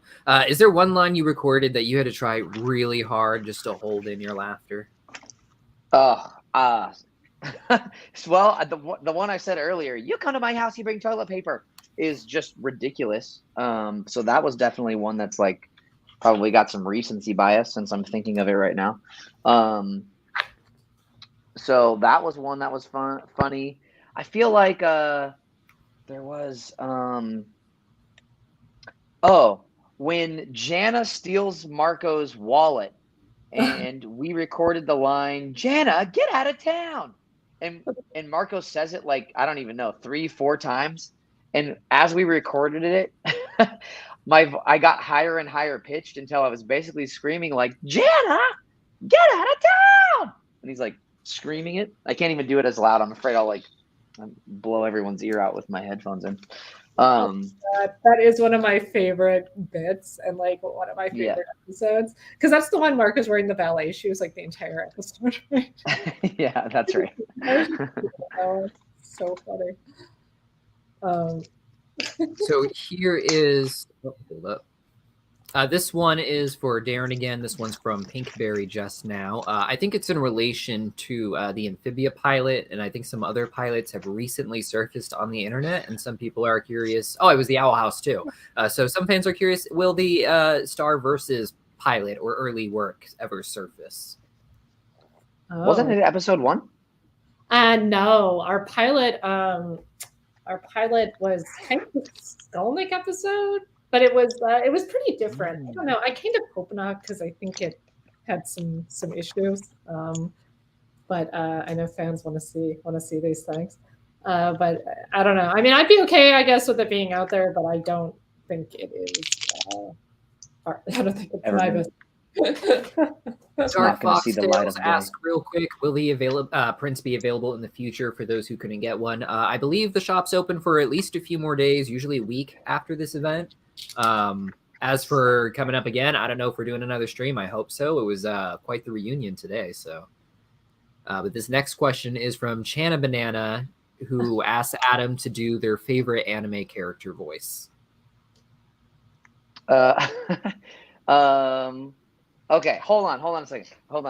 So, Daron, don't forget that you have to write the Streamily number on the back of the print. That's right. Yeah, I'm on it with that. Okay. It's funny though, I don't have all the prints yet, so some of them I'm skipping. My favorite anime voice? Well, I'm loving getting to play Yuji Itadori in Jujutsu Kaisen, and Yuji's voice is basically just my regular voice. So I will say a line as Yuji, if you'd like that, if that helps you kind of hear the character. My name's Yuji Itadori. I'm into girls like Jennifer Lawrence. It's a pleasure to meet you. I love that. Actually, I'm going to sign this print right here. I've got Dreaming Marco. Have you seen this one, Daron? By Devin? Devin did this one? Yes. And that's awesome, because that was one of our official Star artists. So that is a very cool print.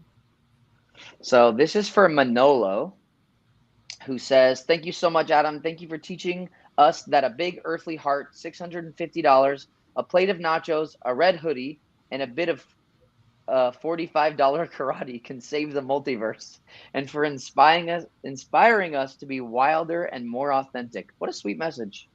Yeah, that's really lovely.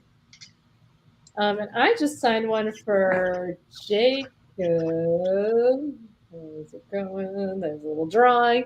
And he says, "Just want to wish you a super awesome day, and thank you for creating such an amazing show. It's my favorite." Thank you, Jacob. That's so sweet. I would like to ask, what inspired the devil horns on Star? Okay, so that was such an angel. She is, yeah. She's such an angel, but she's a little bad, you know. That's kind of goes back to that good, nothing's good and evil thing. It was something I did as part of her design that just felt really iconic, that I liked a lot. And then wait, what does this say? We see you complete this orders. Click here to try understanding. Yeah, I got this. Okay. I think. Sorry. Just making sure I'm like doing this correct thing. Guys, if you get out of order with these Streamily things, it gets like really messy really fast. Very fast. Very fast. So what were we talking about? Her horns.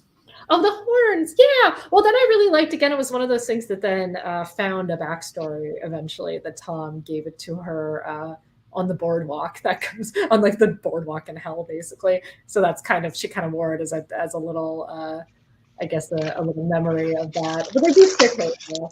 I will say that one of the kind of production stories that was interesting is early on at Disney, it was asked that we remove the horns because it seemed like a little, didn't want to reference these devil horns. Although I would say they're like demon horns, and they're not quite red; they're a little more orange, I think. But it was asked to remove them, and then my executive on the show really went to bat. He was like, "No, this is really iconic to this character.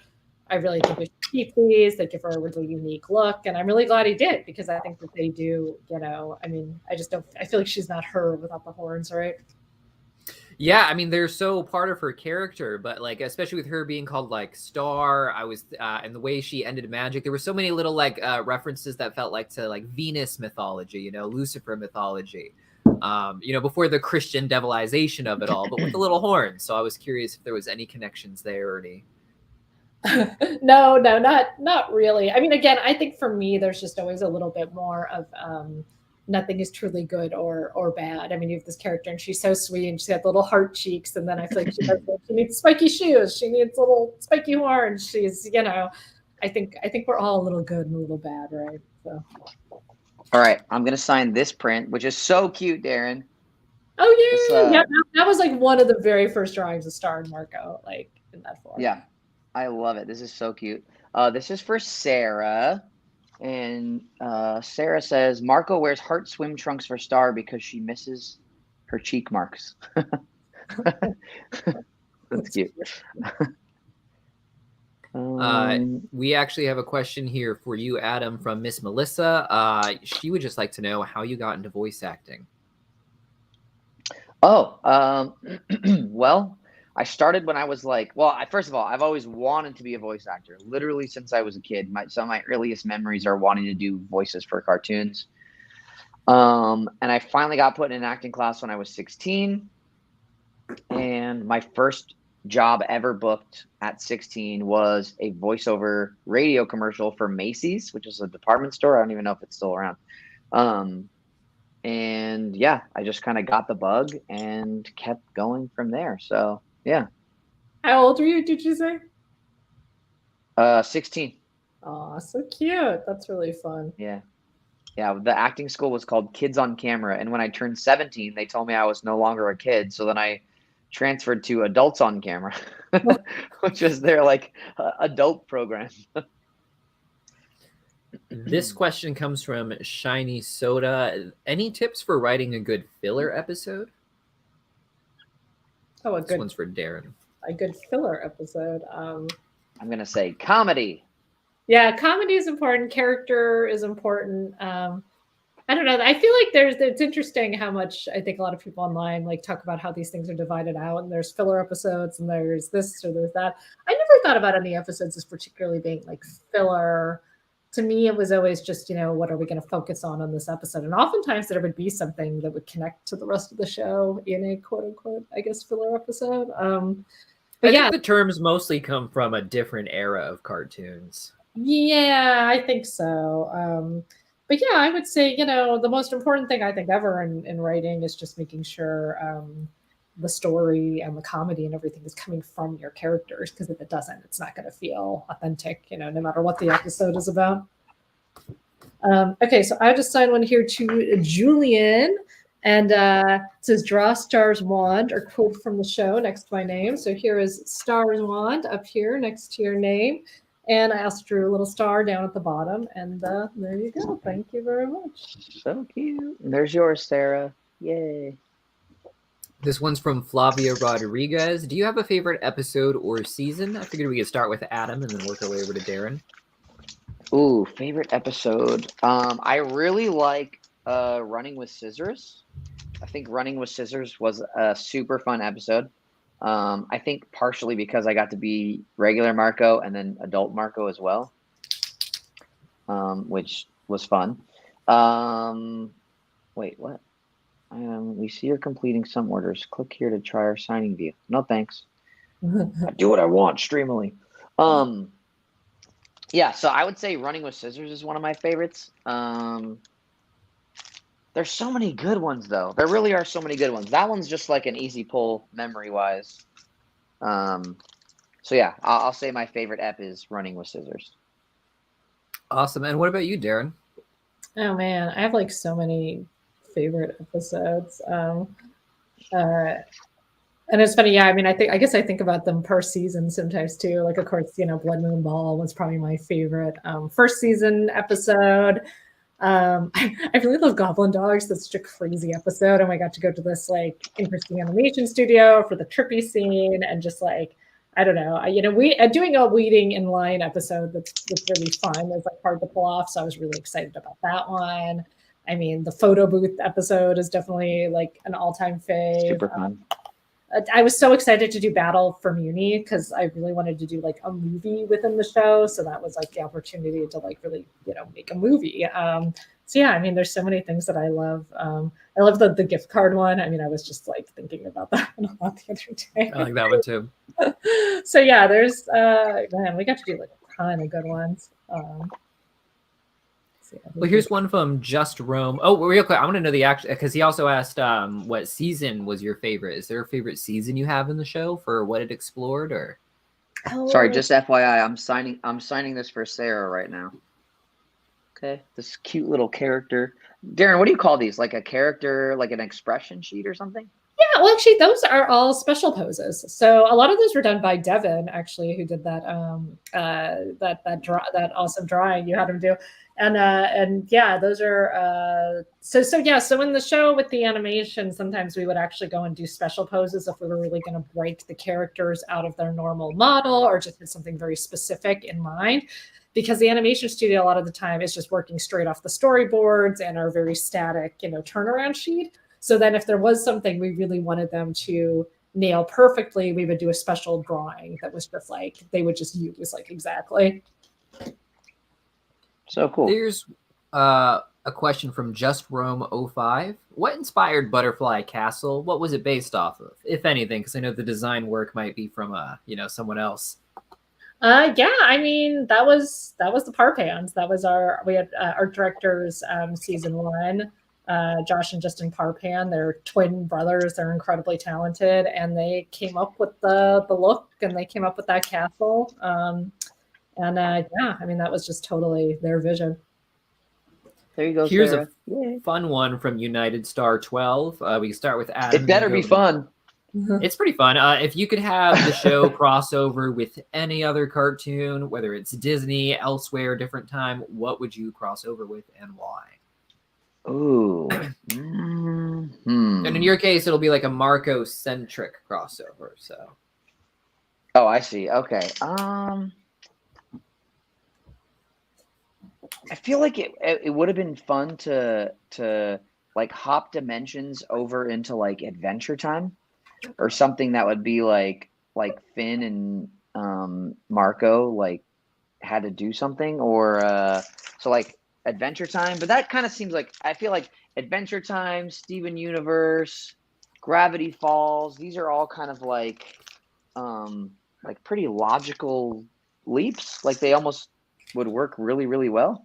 So I'm trying to think of like maybe something that's a little more unexpected. Like an episode of Full House or something. Not a cartoon, like but I'll take it. Just like another show that it could work in. I don't know. I pick Adventure Time. Fair enough. What about you, Darren? For a crossover? Yeah. Oh man, see, I feel like that's. Well, you know what I actually think seems like, I hope that Star and Marco get to speak on it soon, but Disney's doing those chibi shorts, and I think that's kind of fun. I think it's like, like the best way to do a crossover is to kind of change the format and do something really different with it, because then it just doesn't feel too like crazy. I might need to go get different markers. I was going to do this with the Pasha markers, but they're like a little smear-y, so I might go grab another marker. This is for Rodrigo. This one. I'm about to sign this one for Rodrigo. Rodrigo. It says, write down your favorite quote. What is your favorite quote? I am literally writing, you come to my house, you bring toilet paper. Yes. The best. Can you guys hear the squeaking of the markers? Kind of, but it's not horrible. Okay. Hey, you sent there were some extra prints sent, right? Deep cut, or would you not know about that? So extra prints, I believe they usually do send extra prints. I really wouldn't know. I'm just, the interview guy for cartoons. Okay. But generally, I imagine they wouldn't be sending an exact amount either way. There's probably at least 5 or something. But I feel like that's because this one, I'm sorry, Andrew, on your print, I really smeared it. So I am just gonna get new markers and start yours over. These other ones dried okay, but I think these pashas take too long to dry. So I will be right back. While she's off doing that, real quick, you guys, if you All have right. more questions This for is- Adam, Sorry, go ahead. This is for Daniela. if you guys have more questions for Adam McArthur, the voice of Marco, or Daron Nefcy, the creator of the show, please put them in the comments. I'm finally able to go through and take a look at them all. We've been working our way through them. Please stay away from lore-based questions, questions about like specific details, like who's dating who and the aftermath and such as that. Oh, here's a good one from Cartoonish Claude. Was there a favorite guest voice you had on the show that you noticed, or? Ooh,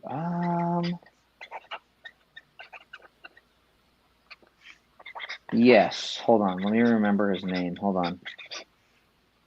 It was hold on. This is for Daniela. Sorry. If I talk while I'm writing, I'll literally write what I'm saying. Hold on. It's what's his name? Is it Josh? Josh Sussman, right? That's who I'm thinking of. Let me see. Hold on. Just want to make sure. Yeah, it's Josh. Josh Sussman. He is hilarious. He voiced the little antelope guy who was like the security guard for the Magical High Commission. He's just got a super unique vocal tone, like vocal way of speaking, and he is hilarious. So he was super funny. So he's definitely one of my favorite guest stars, but there's so many good ones in Star. I'm sure if like I went and looked at the IMDb, I'd be like, oh, they were hilarious. Oh, they were hilarious. But my one of my good buddies named Brian, literally one of my best friends of all time, did a guest star as Eric, the actor who's impersonating Queen Moon on Pie Island. That was a weird one. Super weird one. Yeah, so super weird one. So that was another like really fun guest star. And yeah, I'll stick with those two. Oh yeah, Weird just in Al. time. Oh, Patrick Stump. Yeah, Patrick Stump was amazing. Who did Weird Al play? On Star, actually, I was reading. Somebody wrote Weird Al. I don't remember who Weird Al played. That is a good question. All right, this is for Kaylee. K-A-L-E-Y. Kaylee. Number 71. Star is one of my favorite shows, means so much to me, and has had such a positive impact on my life. Thank you for bringing such a wonderful character to life and caring about him and the fans so much. Man, you guys are so sweet. Welcome back, Daron. We were just answering this question from Cartoonish Claude. Favorite guest voice on the show? That's a good question. But yeah, probably Patrick Stump for me was just so much fun, just getting to do that musical episode, and he really nailed that. That was awesome. This next question. Did Brian Kim write the lyrics? Did he write the lyrics for those, or did he? He worked those specifically. He worked with Sabrina, I believe. Got it. Yeah, and I think they cracked it together. Gotcha. Yeah, that was so good. Yeah. This question comes from Ding Dong to Adam. What is your favorite Starco moment? Ooh, my favorite Starco moment. Wait, sorry, I did just see a question. Adam, are you doing the Marco drawings from San Diego Comic-Con? Yes, I am doing them. I am going to do those. I'm going to draw for you guys, which is, I told you it will be bad, but I'm going to do it. What is my favorite Starco moment? I really like the episode with the marshmallows and Marco basically having like an existential crisis when he's looking at the bowl of cereal that Star left behind where there's 2 marshmallows and she never leaves one by itself because she knows that they're meant to be together. Just like so sweet. I mean, I love like that they end up together at the very last minute. So that's, I would also include that as a Starco moment. Let's see what else we got here. Try not to lose the one I have for Daron. All right, this is for Trevor. Marco kicking some monster booty. This one is from Caio Cesar Marquez for Daron. This one seems to be from, maybe you alluded to this earlier and I missed it, 3 rival princesses before they were cut from the series. Oh, yeah, I think I posted those drawings. Yeah, it was just an idea for an episode. That would have been one of those one-off episodes that we didn't end up doing. It didn't end up making sense. Did you develop their personalities at all? Yeah, I think we did a little. I think I did a little bit. They were a little bit of like a mean girl clique by what I remember. But that was a while ago. Okay, so this is to Andrew again. I did it again. And no, it is not smeared. I'm using Sharpies. We're moving on to Sharpies. So yes, thank you, Andrew. Trevor had me right. It's called karate. Yes, that's a good one. Love that part. Everyone's still just asking about if there's going to be a movie or a 5th season. Hey, Adam, how many different cartoon characters' voices can you do? Do you do a Bugs Bunny voice? Matthew Weatherford is curious. Bugs Bunny, huh? He's probably somewhere in here. Bugs Bunny sort of got like a... Yeah, that's not perfected, but that's sort of Bugs Bunny. I mean, who else? Other Looney Tunes? Let's see, like Daffy Duck is probably somewhere in here. I like it. Yeah, I mean, yeah, thank you. Yeah, I'm not any of those characters, but they are fun. It would be really fun to do a legacy character. But my buddy Eric Bauza, who was Cloudy on Star, is like he's like every Looney Tune known to man, and he is insanely talented. So shout out to Eric, super awesome dude. And right here we have one to Yorick. Signed it right here. So thank you very much. This question comes from Caitlin Heinrichs for Daron. Do you have any plans to do any conventions in the future? I'd love to meet sometime as well as show you my Star cosplay. With that in mind, I figured we could also ask about what cool Star cosplays you've seen at conventions. Oh man, so many cool ones. I mean, the stuff people have made is like absolutely incredible. And then I mean, oh my God, seriously, This is for Sebastian, by the way. This is for Sebastian. Okay, sorry, go ahead. Oh no, just oh my God, yeah, the talent. I mean, and just some of the characters that people have pulled off is like insane. And then as far as conventions go, I would yeah, I mean, if I get invited to things, I try to go. I don't think I've really been invited to anything in a minute, but I'm open, especially if it's somewhere really exotic like Australia. Come with me next time. Yeah, no, but I'm down if invited. So yeah, you could. I suppose you could always ask tell conventions that you want to see certain people, and maybe they invite them. I don't really know how it works, to be honest. Yeah, that's basically how it works. You guys have to request it to the conventions, and then they will decide whether or not they want to invite us. But I've done some. This.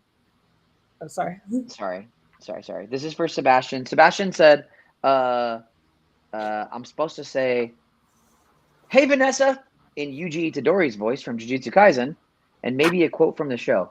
"My name's Yuji Itadori. I'm into girls like Vanessa. It's a pleasure to meet you." But yeah, Yuji's voice is pretty much just like my regular voice, but here's your star print. There you go, dude. Sorry, Darren. Oh, no, all good. Yeah, I got to do a lot of really cool conventions. Of course, we got to do Comic-Con several times, which was so much fun. And I got invited to Click in Amsterdam years ago, was amazing. And to Creativa Fest in Mexico City, which was really cool. So yeah, definitely enjoy them. Okay, this is one to somebody who does not have a name on here. So anyway, another one done. This question is from Thomas Christopherson. What determines the shape of a character's cheek mark? And I wanted to throw in my own question with this is if you had your own little cheek marks, what shapes would they be? Oh, that's cute. What determines it? I think it's a little more sort of personality based. I think it kind of appears as like the thing that sort of represents you in some ways. So I think it's all an individualized thing. And I think if I had them, I might have four-leaf clovers. I have an Irish background, and I consider myself lucky. So there you go.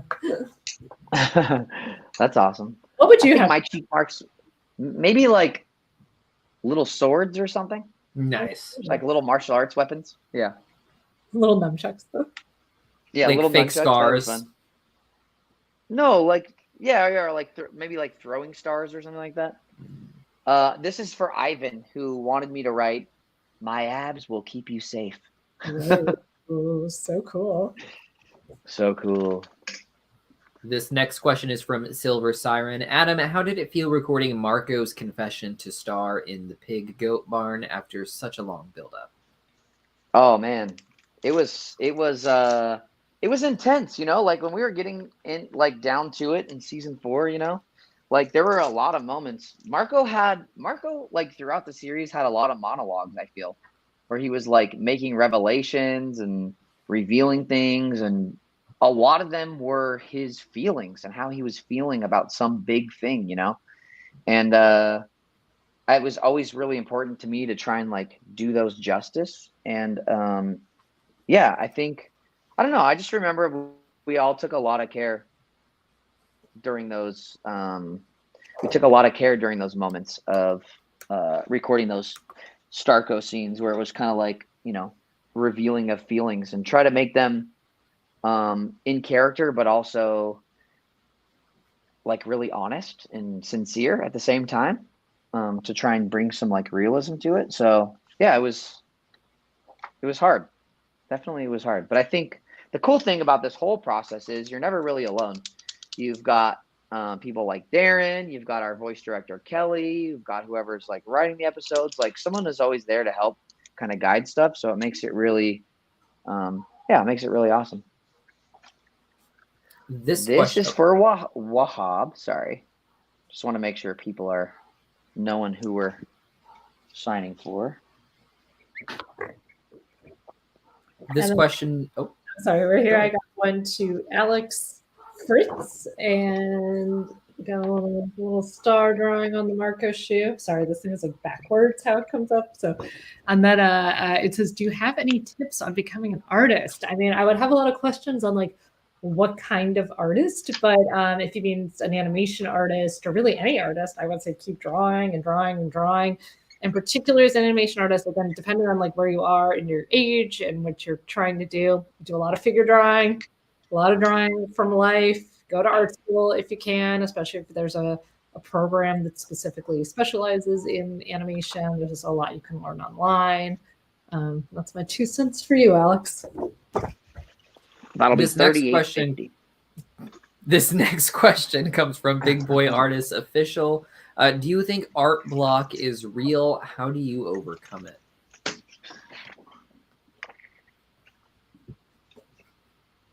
I think this one's for Daron, but both of you can answer. I'm like reading all. It's it's hard to sign and do questions. So much going on. Yeah, I don't know how you guys do it. I don't know. How do you get over art block? I always feel it's best to step away from something. So I always feel like if you're stuck, especially with writing, you just don't know what to do. It's kind of better to go write something else. Go maybe do something else. Take a long walk. Or, I like to kind of think like, okay, and I usually have multiple things going on at once. But if I get stuck on one thing, usually I'll go do something else, go work on another episode. And then oftentimes by the time you get back to the first thing, just giving it that time really helps. This is a, sorry? Well, I was just going to say, I have been reading this book, and it's called Atomic Habits, and it's all about like creating small habits for yourself. But the whole thing is like, we're very goal oriented. So like, I have to finish this piece of art, or like, I have to finish this thing. And like, this book is really fascinating because it's like, what's the difference between somebody who achieves their goal and someone who doesn't achieve their goal? Like, it's not like for voice acting, for example, it's like every actor is going to say, I want to be on a show. Of course they want to be on a show, but is every actor going to be on a show? Probably not.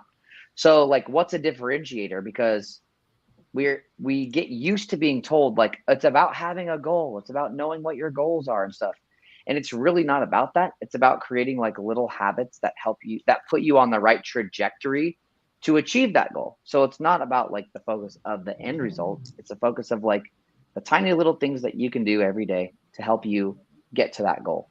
And I just thought that was really interesting, especially as someone who's done martial arts my whole life.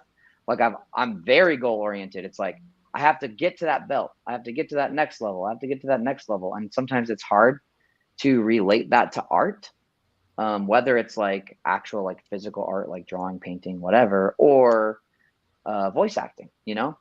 And so just doing something that puts you on the trajectory, even if it's a really tiny thing to achieve that goal, that should be what you think about instead of worrying about a finished product. So maybe when you get block, like art block, writer's block, whatever it may be, just like think of a little thing that you can do that day that will set you up to be able to be more free to think about it tomorrow or whatever, and that just worry about your trajectory instead of the end result.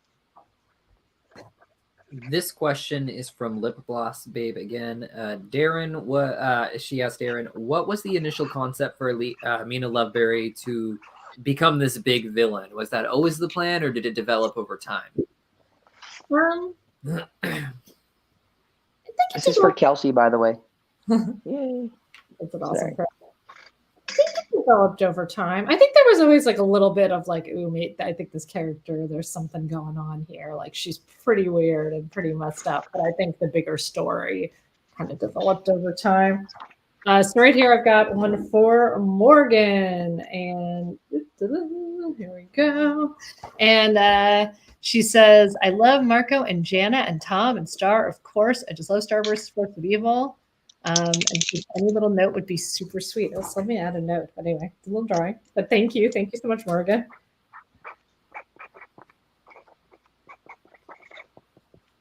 I like writing scrape the sides on things. So if you ask for a little note or quote, you might get scrape the sides. Scrape the sides. Scrape the sides. Scrape the sides, buddy. Scrape the sides, buddy. This question comes from Rust Marmo 6099 to Adam, and this is a question I actually kind of got curious about too. Now, what was it like seeing your character like first appear in a dress, and then ever so consistently continue to wear dresses after that? I mean, I don't know that I would call it consistently wearing dresses, but like Marco just had to do what he had to do. Marco like didn't care what needed to be done if it meant like taking care or helping his friends. So he just had to do what he did. So, I mean, it was more of just like, I don't know. It wasn't surprising because like, of course Marco's going to do what he has to do. He's like, oh, they got to break into St. Olga's. Yeah, duh. He can't go strolling in like a misunderstood bad boy. You know what I mean? He's got to walk in and try and like, he's got to try and blend in. So of course he's going to put on Princess Turdina. And then of course, because it's Marco, like everyone just, you know, he incites a riot and you know, that happens. But I think yeah, I don't know, there was really nothing too surprising about it for me. I just think Marco knows how he looks in a dress, so it's really not a problem. Yeah once if you're a good friend, you do what you got to do. This is for Kim Minsyuk. Here's a fun question. If you yourself could hold Star's wand, what changes would it make to match your personality in 5? What kind of aesthetic would it have? Well, real actually, quick, go ahead. This is to Kira Parkin, and I did a little star butterfly somewhere on here for you, and scrape the sides. My favorite quote. Sorry, Adam, go ahead. Well, I was just going to say, what's really funny is, do you remember, like, it might have even been before the show is out. We did like a promo for the show that was going to air on Disney Channel where we had to draw our own, like what we thought our wands would look like. Do you remember this? Great. Yeah. That was so cute. I'm pretty sure like the head of my wand looked like a ninja face. Like I drew like something and he had like swords coming out his back, and that's what my wand looked like. That's awesome. Yeah, it was interesting getting to do the Star book was so much fun. The one that, it's the magic spells, that has history of all the queens.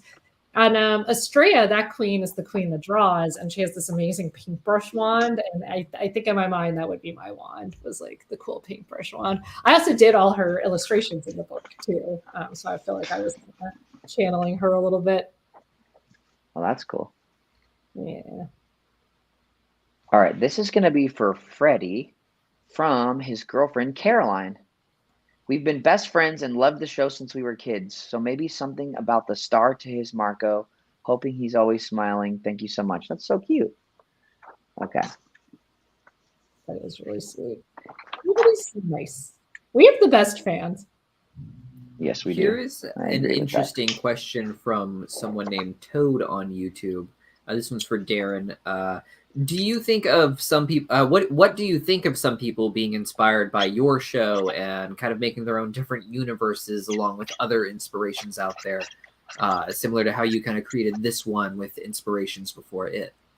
Well, yeah, I mean, I think that's great. I was hoping to pass the torch a little, like have something that the people, and that's again why I didn't want to totally end everything, is because I really want people to go off and make their own stories and have their own fun with it.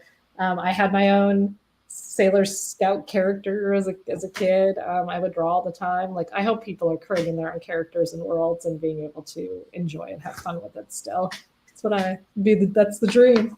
All right. What was your sailor persona? What was her name? I had a sailor son, I think. I had Sailor Iris, an asteroid.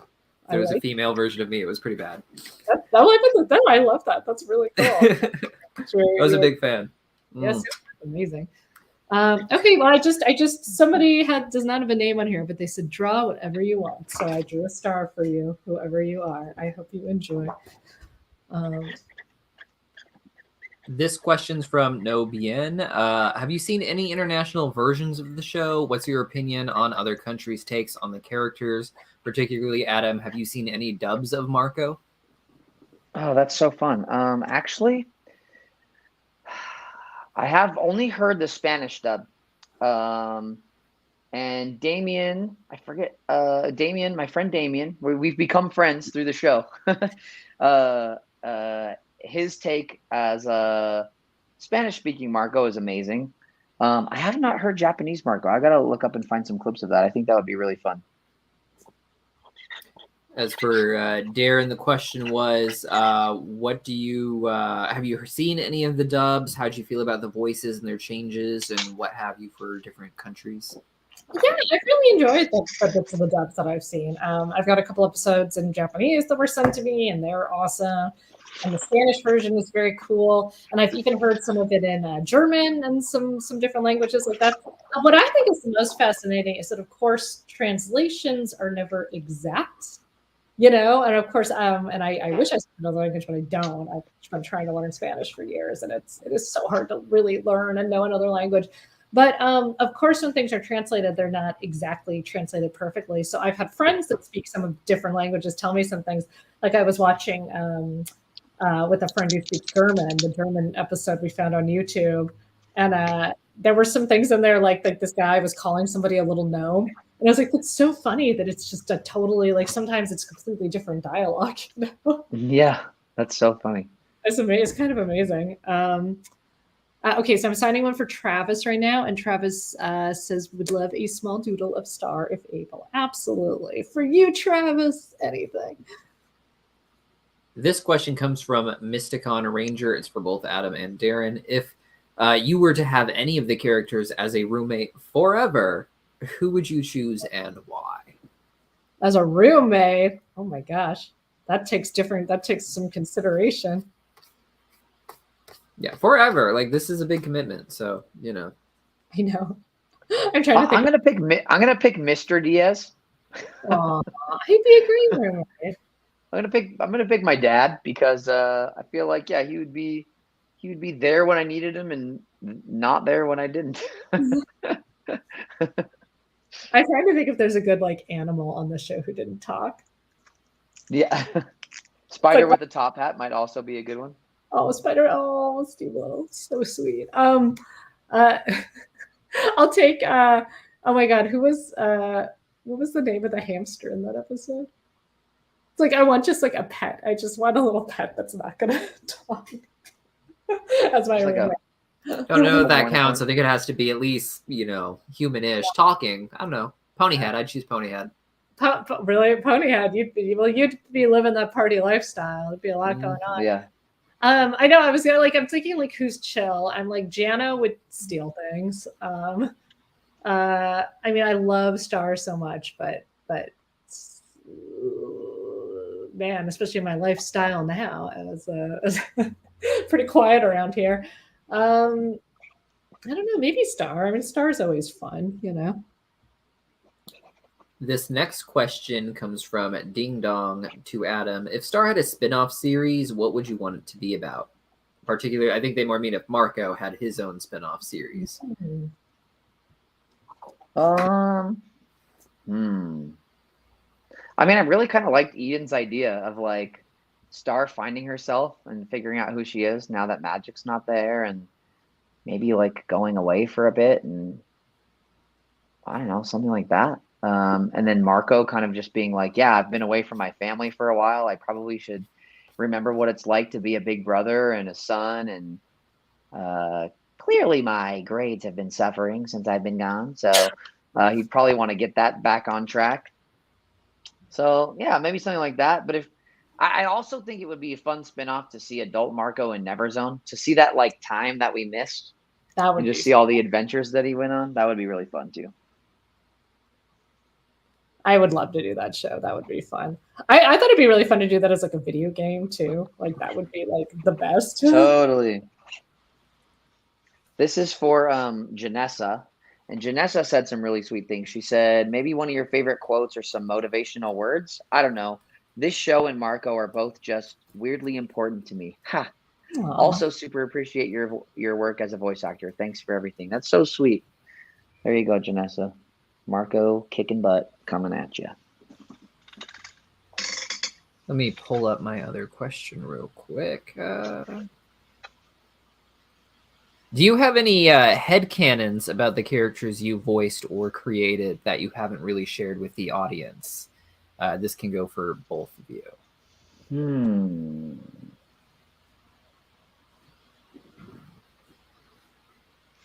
I mean, that's kind of hard. That's a hard one for me because I guess like we get to explore so much of Marco that I don't really need to come up with anything else.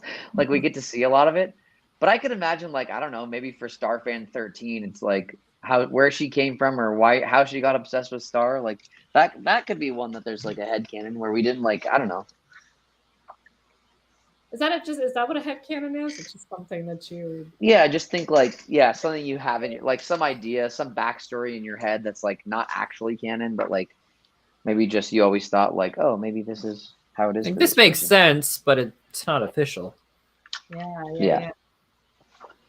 Oh man, I mean, there's so many things like that. Again, I don't want to get stuck into like, I think holes about changing my mind or something, but like, there's definitely like things in the show that like I'd given a lot of thought to that like didn't quite happen. I had this thought with the ending of the Magical High Commission like becoming objects, like that comes to mind, of it being this thing that like once everything ends, they could be found as these objects or something. Again, like I don't know. There's so many like things like that I think could be kind of like interesting.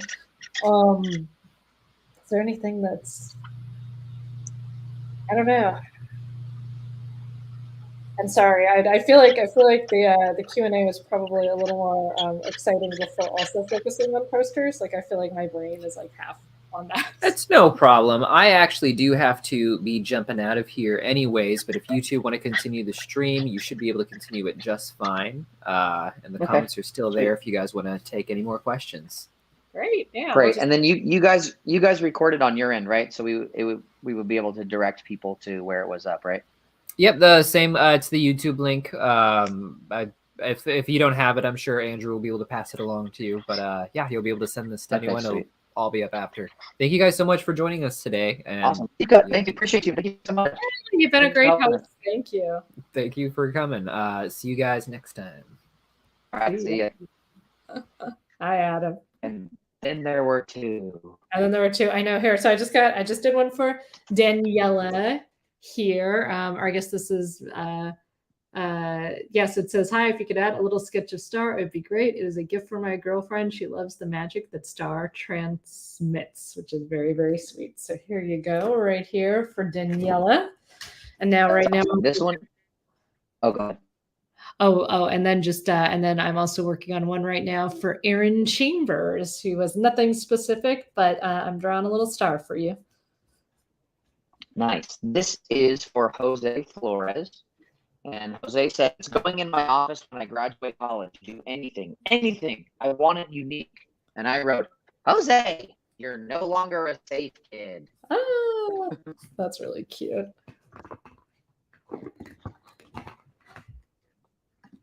Should have just written, get a job. Since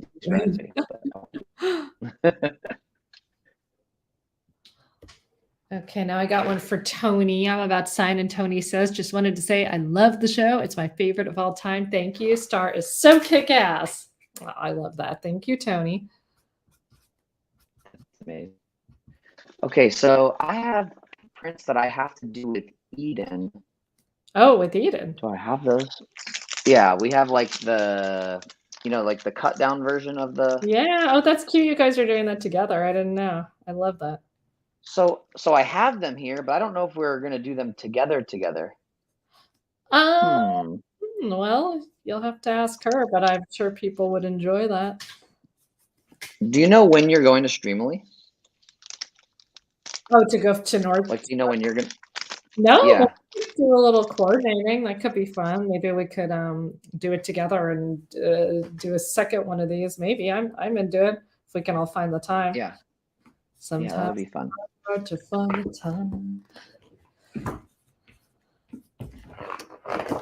Wonder.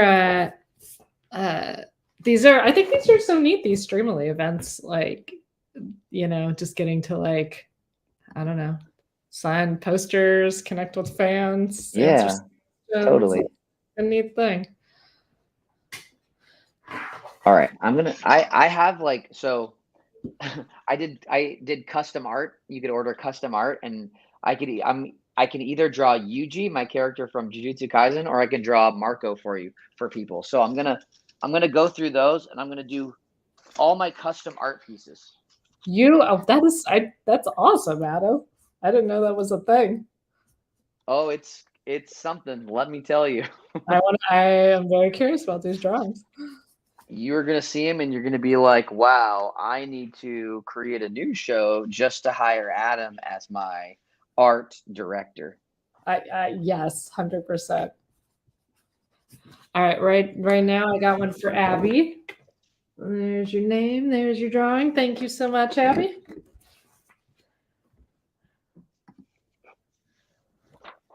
It's no secret the way that you feel. Somebody wrote that song in the wait, Adam, what did the Jose one say? It said, you're no longer a safe kid. All right, this is for Sammy. And I'm going to draw Yuji. I have no instructions. Yuji's so sweet. I adore him. Literally, even a little stick figure would make me smile. I'm also not an artist. The bar is low for me. Because I did warn them. I'm not an artist. Thank you so much. You're amazing as Yuji. That's so sweet. Okay.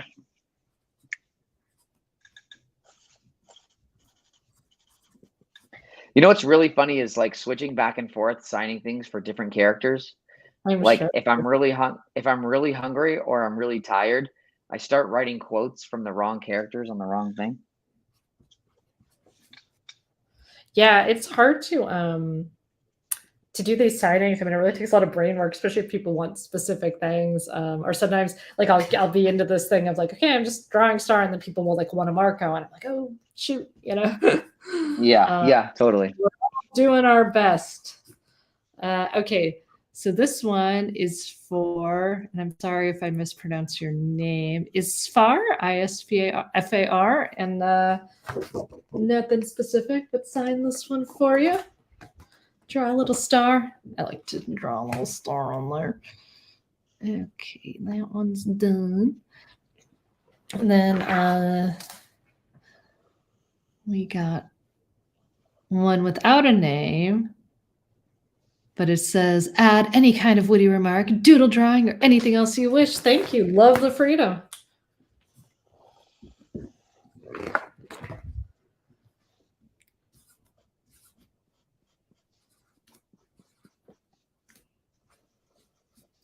Da, da, da, da.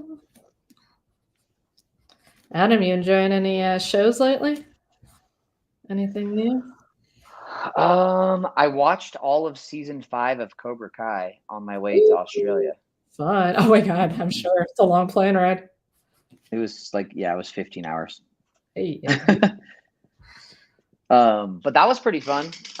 What else have I been watching lately? I feel like I just finished something else. What was it? Well, I'm a big, like, I like reality game shows. And The Challenge and Survivor are always my favorite. Some of my faves. I'm excited. I feel like my reality show favorite is British Bake Off, which is back right now. So oh, that's fun. That. All right, here's my drawing of Yuji for Sammy. Oh, that's awesome. Adam is so cute. Just wait, Marco's coming.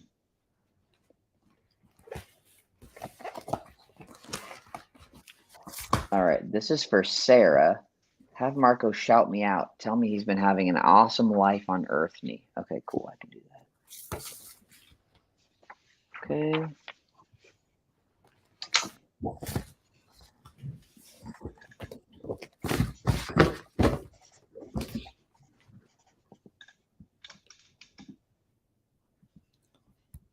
Okay, Marco. I got to remember how to draw Marco. I got to not only remember, I've got to learn. Don't get that mole side wrong. Oh, don't worry.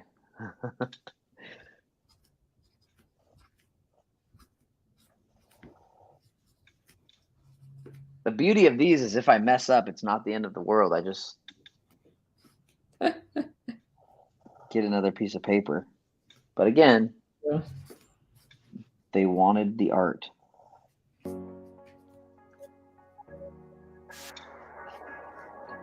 Oh, I like this music. Did you put that What on? music is that? No. Yeah, me neither. Does this mean we're just like here too long? I don't know.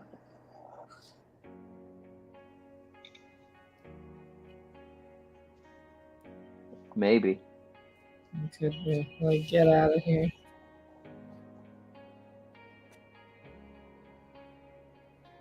I'm gonna go ahead and sign one of these. Okay, hold on. I really messed this one up. I can't even show that one.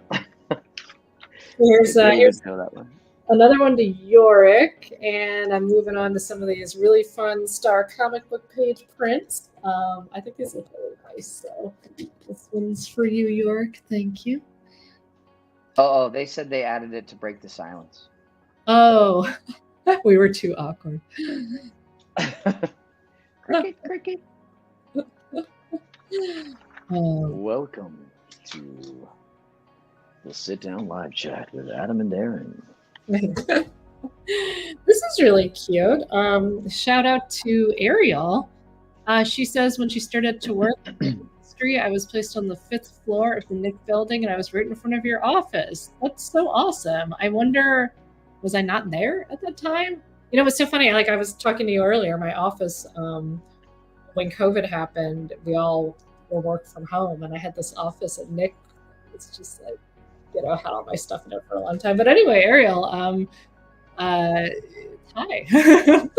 That's really awesome. And I am going to draw a little star just for you. I hope you're enjoying working in the industry. It's fun. I miss like being in an office. I do. So I feel like animation always has really good people. And work from home can get a little lonely.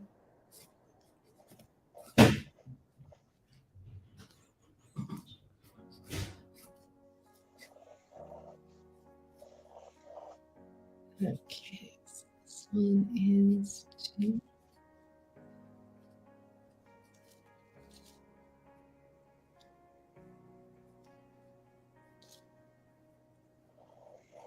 All right, little star for you, Ariel. Thank you.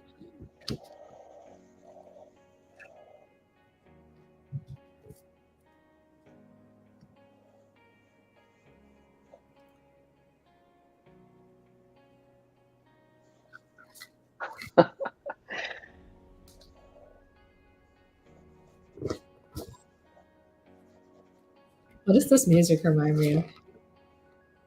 What does it remind me of? What does it remind me of? I'm trying to think.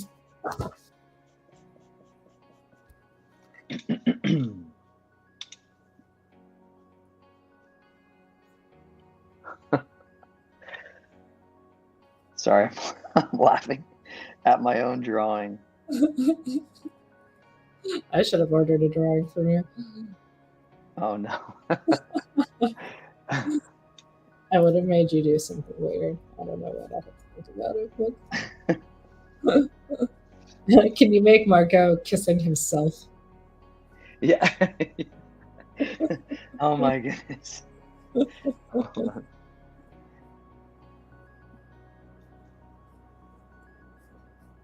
This is really bad. I feel horrible. This is bad. I know I can do this better. This is really bad. Sorry, Sarah.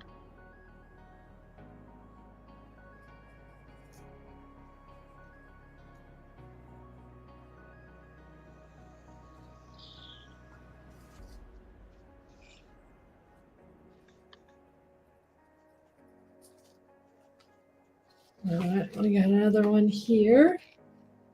To the Senkos. Cows. Hey guys, what's up? Here's a little print for you. Okay, so that's 2 O's. All right, and here's one that has no name, no requests. I'll just draw a star in here.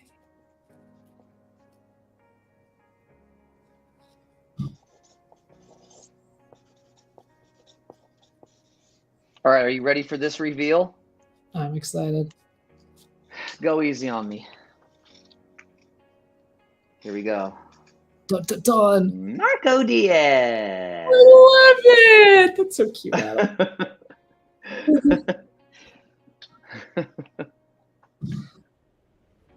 I got a little out of control in the jawline, but that's okay. Sarah, that was for you. Enjoy it, love it, treat it like family. Oh, great! You ordered 2 Marcos from me. Ah! All right. I'm sweating because of that. Actually, you know what? I got a really cool commission from this artist named Jared Cullum the other day. He does kind of like watercolor stuff. You want to see it? It's right here. Oh, sure. It's a Ninja Turtle commission. Isn't this so cool? Oh, that is really cool. I love that. Just like a sketchbook commish. I'm into it. Yeah, I love it. So what part of Australia was the convention in? It was in Melbourne. Oh, neat. Have you ever been? No, I haven't. Oh, it was so cool. Melbourne kind of reminds me of Vancouver. But it's a total foodie city. So like every meal I had was amazing. Oh, that's awesome. Yeah, it was really, really good. Okay, this one is for Chris that I'm doing right now. I was on his podcast. Oh, nice. Mad props. So hey, Chris, what's up?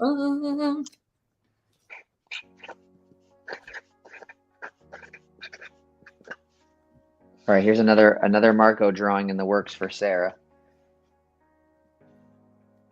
Let's see if I can do better this time.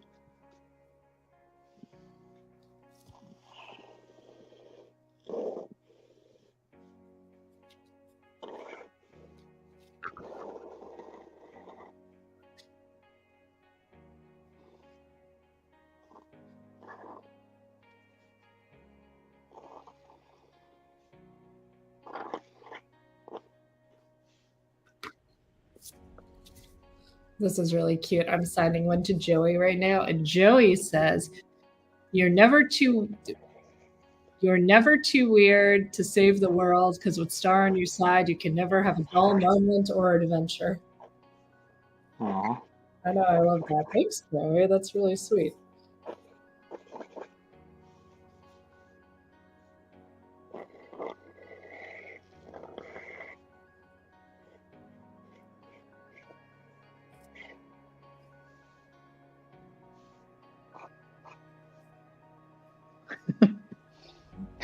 Sorry. These are ridiculous.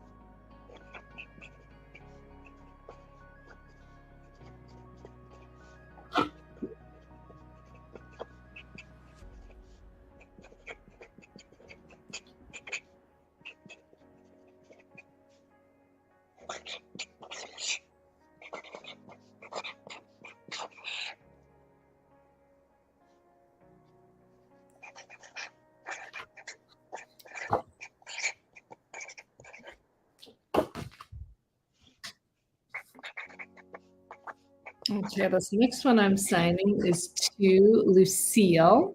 And Lucille says, "Could you add a doodle to it? Surprise me and have fun with it. Starburst First Evil is my first intro to cartoon animation, and now I'm going into storyboarding for animation. Much love for all this. Thanks for everything." That's really, really sweet. And I'm so glad you're storyboarding. That is awesome. It's a really fun job. Okay, here's Marco round 2, hand drawn. Ooh, awesome. Awesome. There you go, Sarah.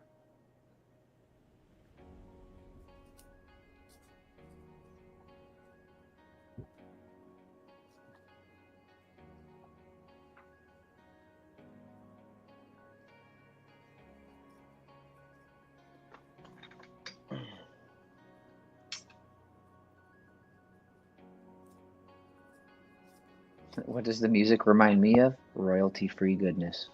There you go. Just royalty-free goodness.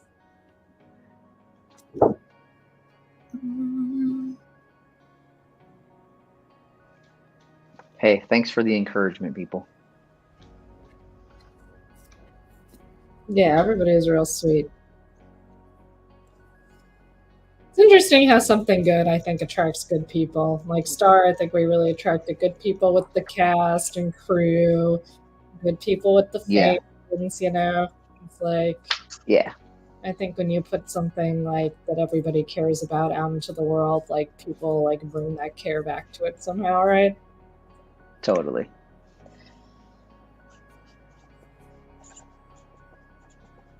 All right, this is for Olivia.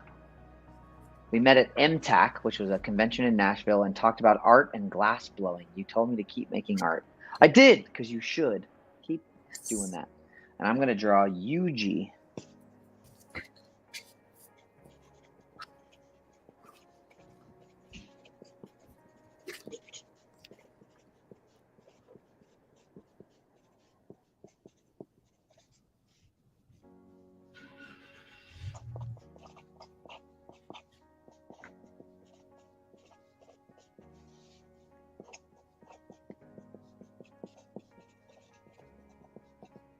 Okay, I'm going to sign one to Ryan C.R. Quayle.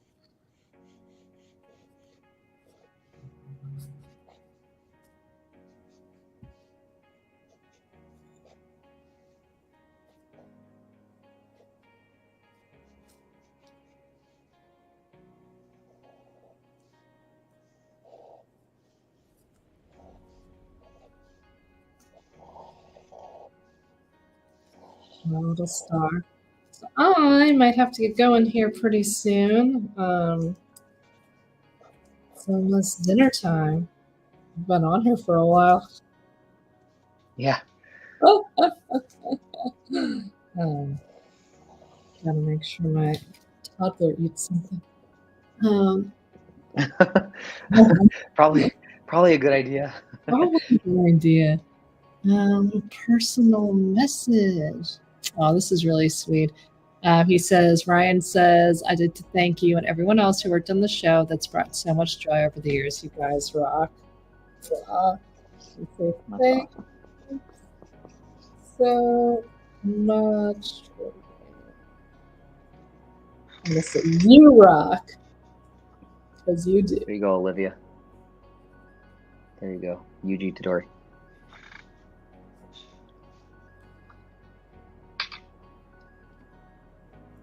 Okay, I think I'm going to, oh no.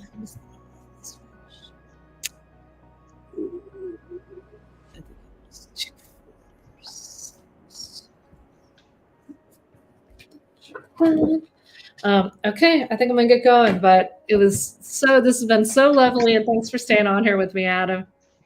Yeah, of course. I'm gonna keep going and try and get some more. I think I have just a few more left, so I'm gonna try and get them done. But yeah, I'm glad it's always fun when we hang around and get to do this together at the end. Yeah, I love it. Adam's here till midnight, everyone. I'm kidding. Woo, let's go. All right. See you, Darren. Bye, everybody. Thank you. Bye. And then there was just us. Now listen up, you bunch of jerks. Okay? Now that everyone's gone, I need you to get your act right. Stop being a bunch of babies in the chat. Just kidding. You know I'm kidding. But, question. Laura, can we turn this music off? I'd rather there be awkward silence than this music. Hey, thank you so much. My ears were bleeding from free royalty music. What is everybody putting question marks? All right, I'm gonna draw Yuji Todori again. This time for Jatoriah, Jatoriah. Hello, can you please write something about Megan Thee Stallion and possibly draw a mini Gojo? It's okay if you can't. Thank you. Well, I'm gonna definitely draw a mini Yuji for Jatoriah.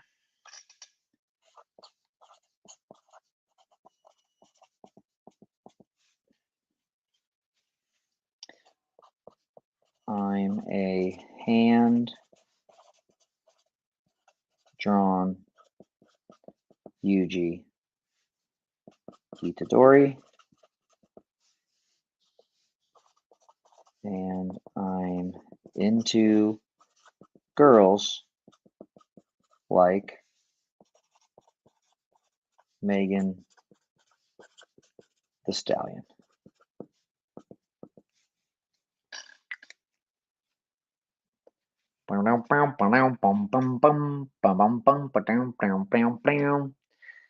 So everyone having a good day today?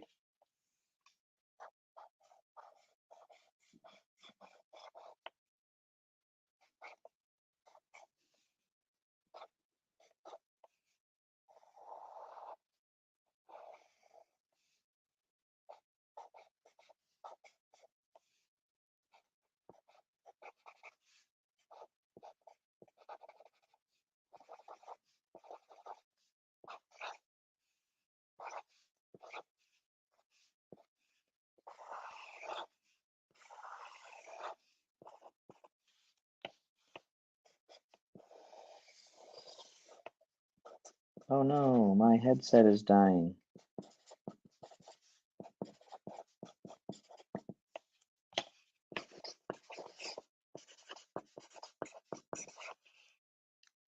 Can you guys still hear me? I'm gonna put my other headset in. Have you memorized all the lyrics to Just Friends?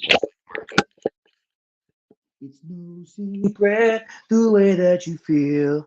A love that's so pure, a love that's so real. Of course I have. What is this? Baby stuff? Just kidding. Okay, cool. You can hear me. Thank you. All right. This is a Yuji one. So remember, it's not Marco Diaz. Okay, this is Yuji. And it says, I'm a hand-drawn Yuji Itadori, and I'm into girls like Megan Thee Stallion. Yay, big butts. There you go, Jetariah. That's for you. That's for you. Yes, that was Nick Lachey. That was Nick Lachey doing that. Adam Keller, are you still on? Are you still on the chat, Adam?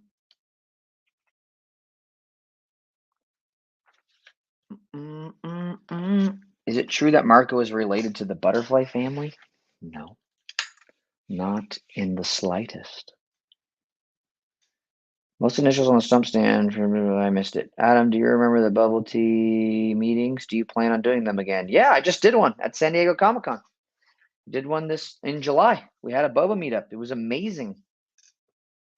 It was amazing, if I do say so myself.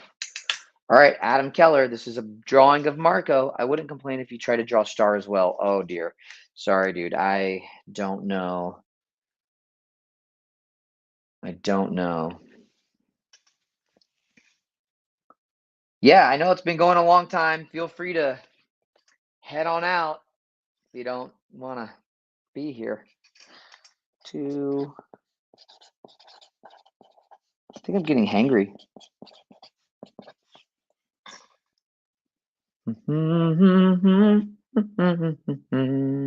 Oh, how was Esmé's stream?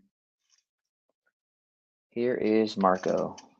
Marco Diaz. Fine art.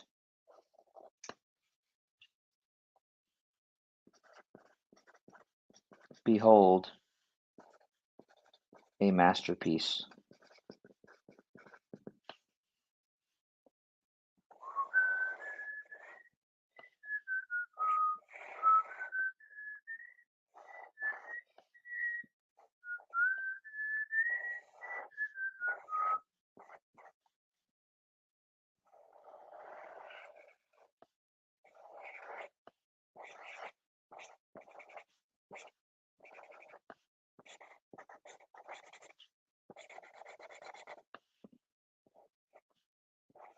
Oh, wow, this is amazing.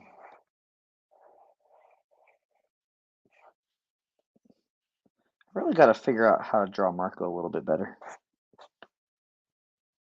Marco Ubaldo Diaz.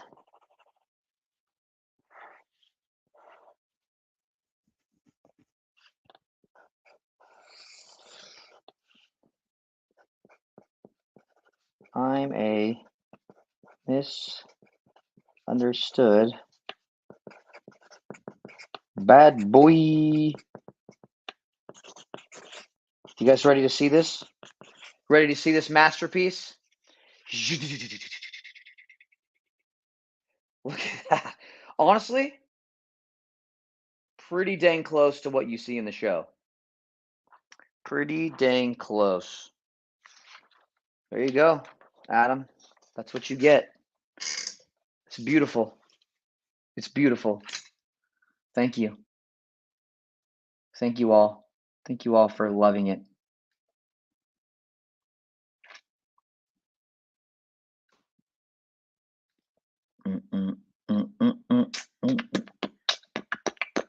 Can you do Rudy from Ollie and Scoops?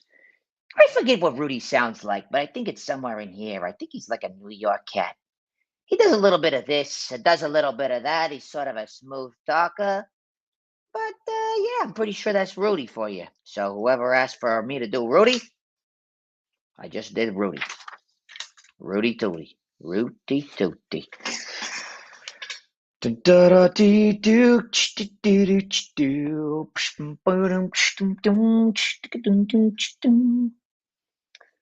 All right. Number 59. I will draw Yuji for you. Oh, my pen. Could you please add your favorite quote from Yuji? All right, there's no name on this.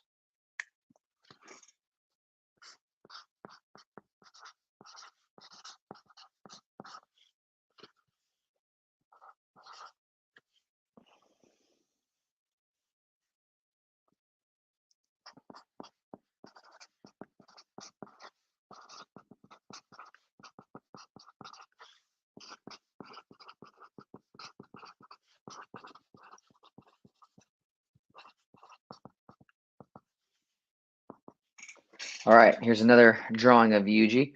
Where's the boba, Adam? I don't see the boba. Oh, yeah. By the way, I don't have a boba. And so I just need you to know that this is the real me, even though there's not a boba here. And yeah, unfortunately, I don't have a boba today. You showed me your world and it felt like a sign. Let's see. Blah, blah, blah, blah, blah. Somebody asked me about MomoCon. Yeah, I'm going to be at MomoCon. Who said that? Where is it? Bryson. Yes, sir. Going to be at MomoCon. Yeah, conventions have been amazing. Been doing a bunch of conventions lately. And it has been a lot of fun. Everybody is super nice. And yeah, it's been a very good time. I highly enjoy them.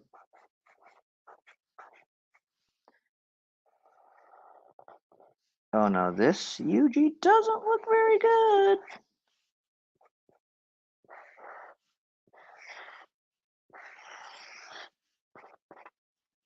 Oh, wait. No, I've redeemed myself.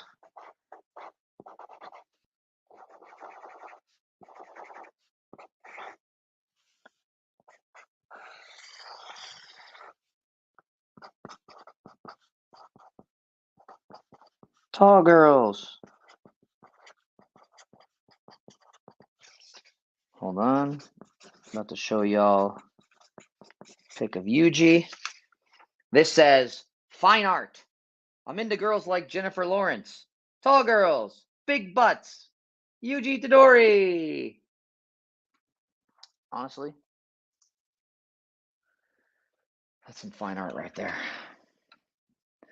Most initials on the stump stand for some people in the production team. What does RGB stand for?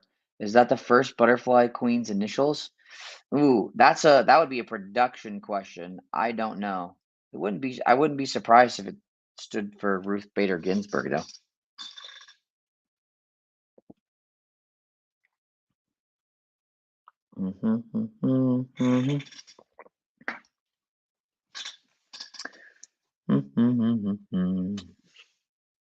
Marco is not a vampire from Resident Evil.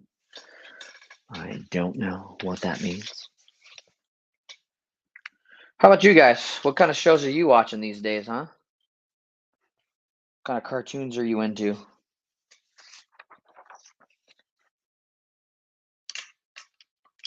I'm going to draw Marco for Rory right now.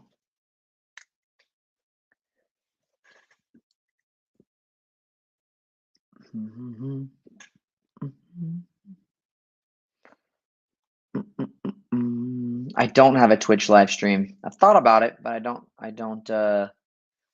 just don't have one. Is it getting dark? It's getting dark.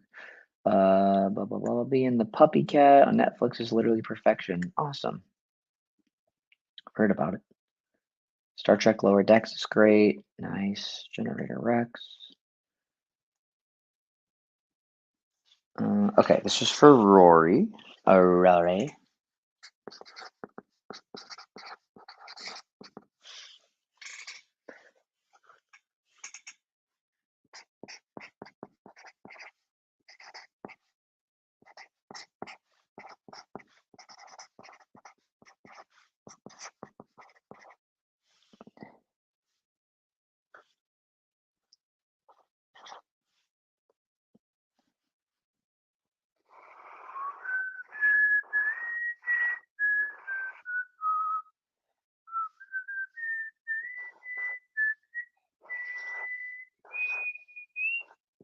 Sorry, that's probably very loud.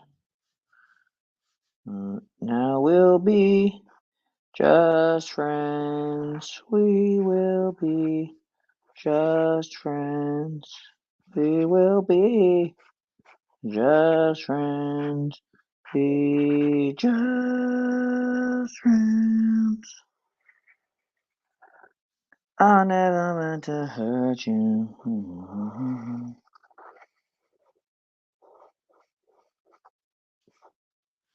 Hey, this Marco is not that bad.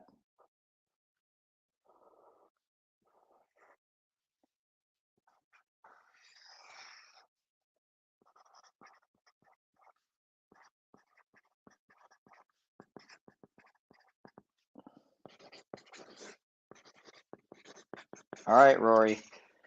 This says, fine art of Marco Diaz. Look at that one. That's pretty good. Come on. Marco Ubaldo Diaz. That's pretty good. Ooh, Rise of the Teenage Mutant Ninja Turtles. I've heard that's amazing. I have not watched yet, but I know the movie just came out, and I do want to check the movie out. Oh, Chibi vs. Marco is adorable. Have you seen it? I have seen the Chibi verse stuff. I really hope that we get a chance to talk. I think that would be amazing.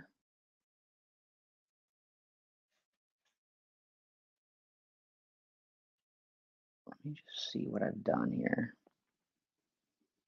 I never meant to hurt you or find somebody new. Blah, blah, blah, blah, blah, blah.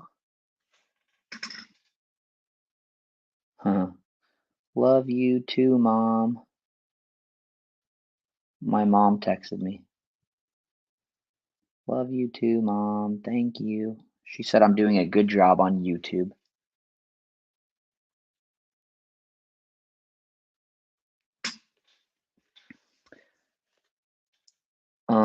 All right. I'm drawing a UG for Heather. Drawing another UG. I've got 2 drawings left, guys. 2 drawings left. Thanks for hanging in there with me. Number 61. And then I do have like a couple more prints, but I think we should be able to get. What? Mom? Yeah. My mother. My mom. My mom. My birth mom. My mother. All right. Let's see. I will draw UG. Can you put something uplifting? UG would say, I need some uplifting. Some uplifting. Life has been hard lately. Love your voice acting. Thank you. Aw. Let's see. 2. Heather. Hello, Flavia from Peru. That's awesome. Let's see. This is the best drawing of Yuji Itadori on the planet.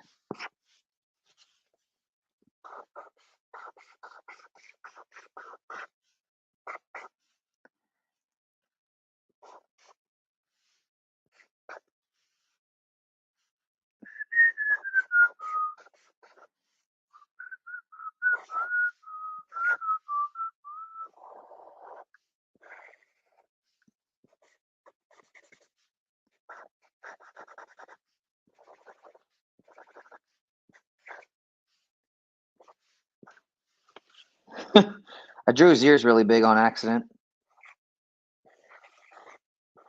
But you know what?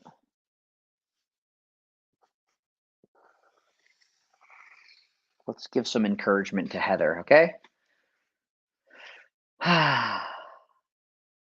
Let's see. Here we go.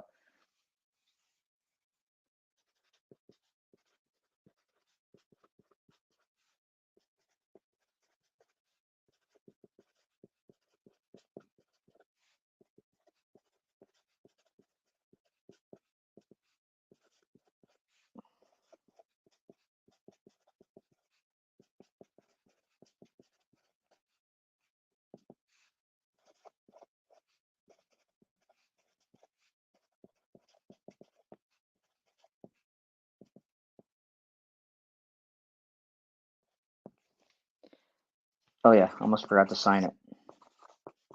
And now we'll be just friends. Okay, this is to Heather. Here's a drawing of Yuji Itadori. And it says, this is the best drawing of Yuji Itadori on the planet, which is obviously true. And he says, because she needed some encouragement, it says, my ears look kind of big, because I drew the ears a little big. My ears look kind of big, but so is my heart. You got this, Heather. You could do anything. Straight up from Yuji. From Yuji's mouth to Heather's ears, you can do anything, Heather. Okay? Be encouraged, okay?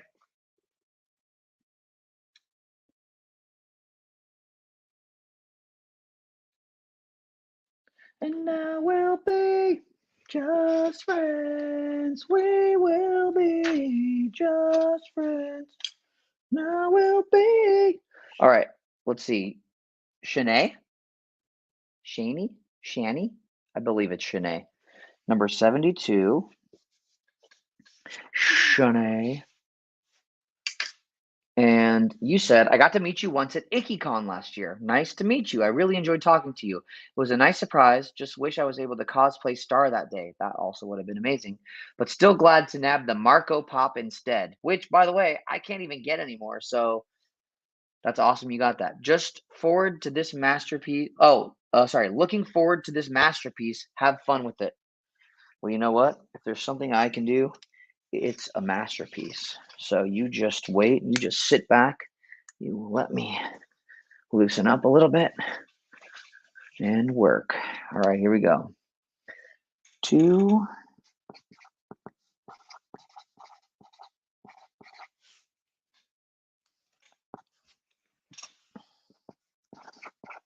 You come to my house. You bring toilet paper. Marco Diaz. And then below, please find your masterpiece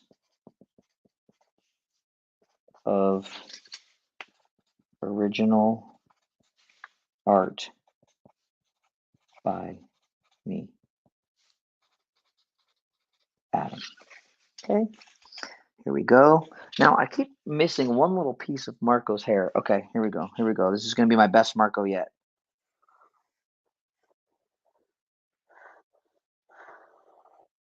Oh, baby.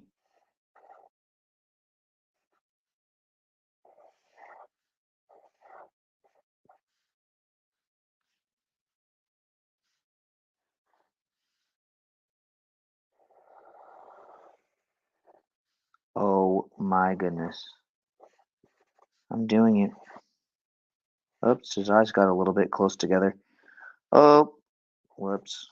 I spoke too soon. No, you know what? I feel like I'm on my redemption arc here.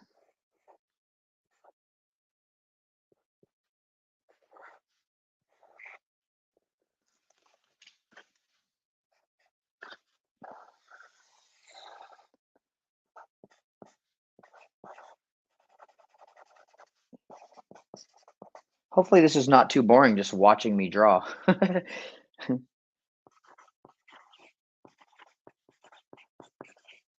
All right. All right, here we go. To Shaney. You come to my house, you bring toilet paper.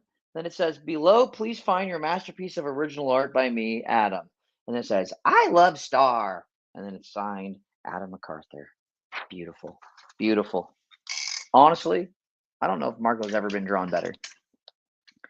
All right, let's see. No, I got this. I'm signing good. I'm fine. I'm fine. Okay, let's see. Would you do a reboot? Yeah, for sure. For sure. Thank you for the drawing compliments. If there's any haters in the audience, you could just get the heck out of my room. Just kidding. Just kidding. You're welcome. Was that for you? Hope that was for you. Okay, let me see real quick. I've got to sign. I've got to go get. Somebody bought a UG print. I need to go grab it. So give me just 1 second. Give me just one quick sec. I will be right back.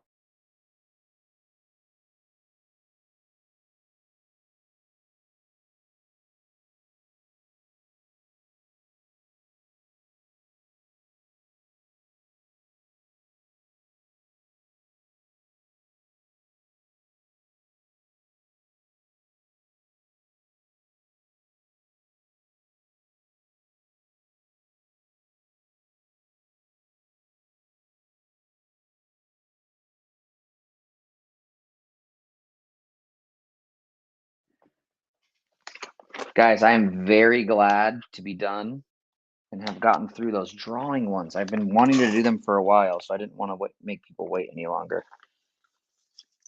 All right, now we got one of these guys. Print of Yuji.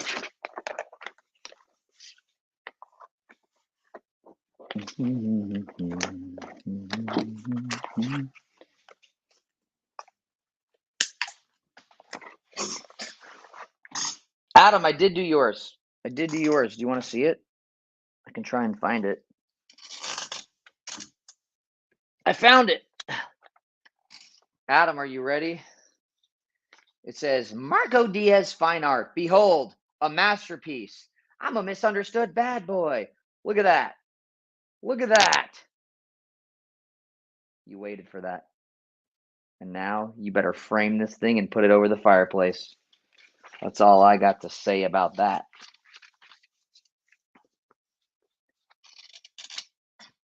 I hope you like it. Okay, let's see. I have a video shout out? I have to do a video shout out?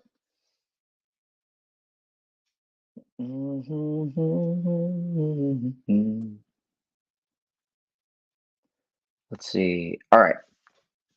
This one is for Jason. Number 68. Where's Christine been reminding me to make sure I'm putting numbers on things? If you want to put your favorite Yuji quote or a little doodle, that would make my life and I'll cherish it forever. I just want you to have fun though, so no pressure if you don't want to, but thank you so much. Jason, I can make that happen for you.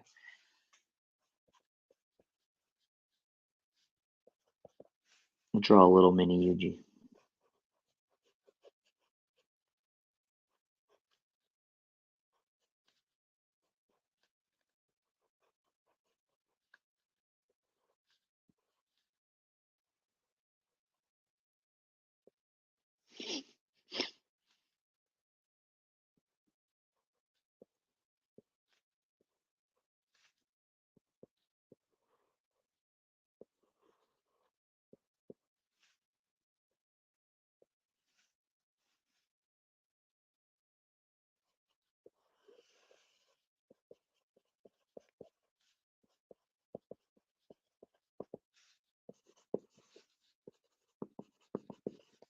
All right, Jason, here is yours.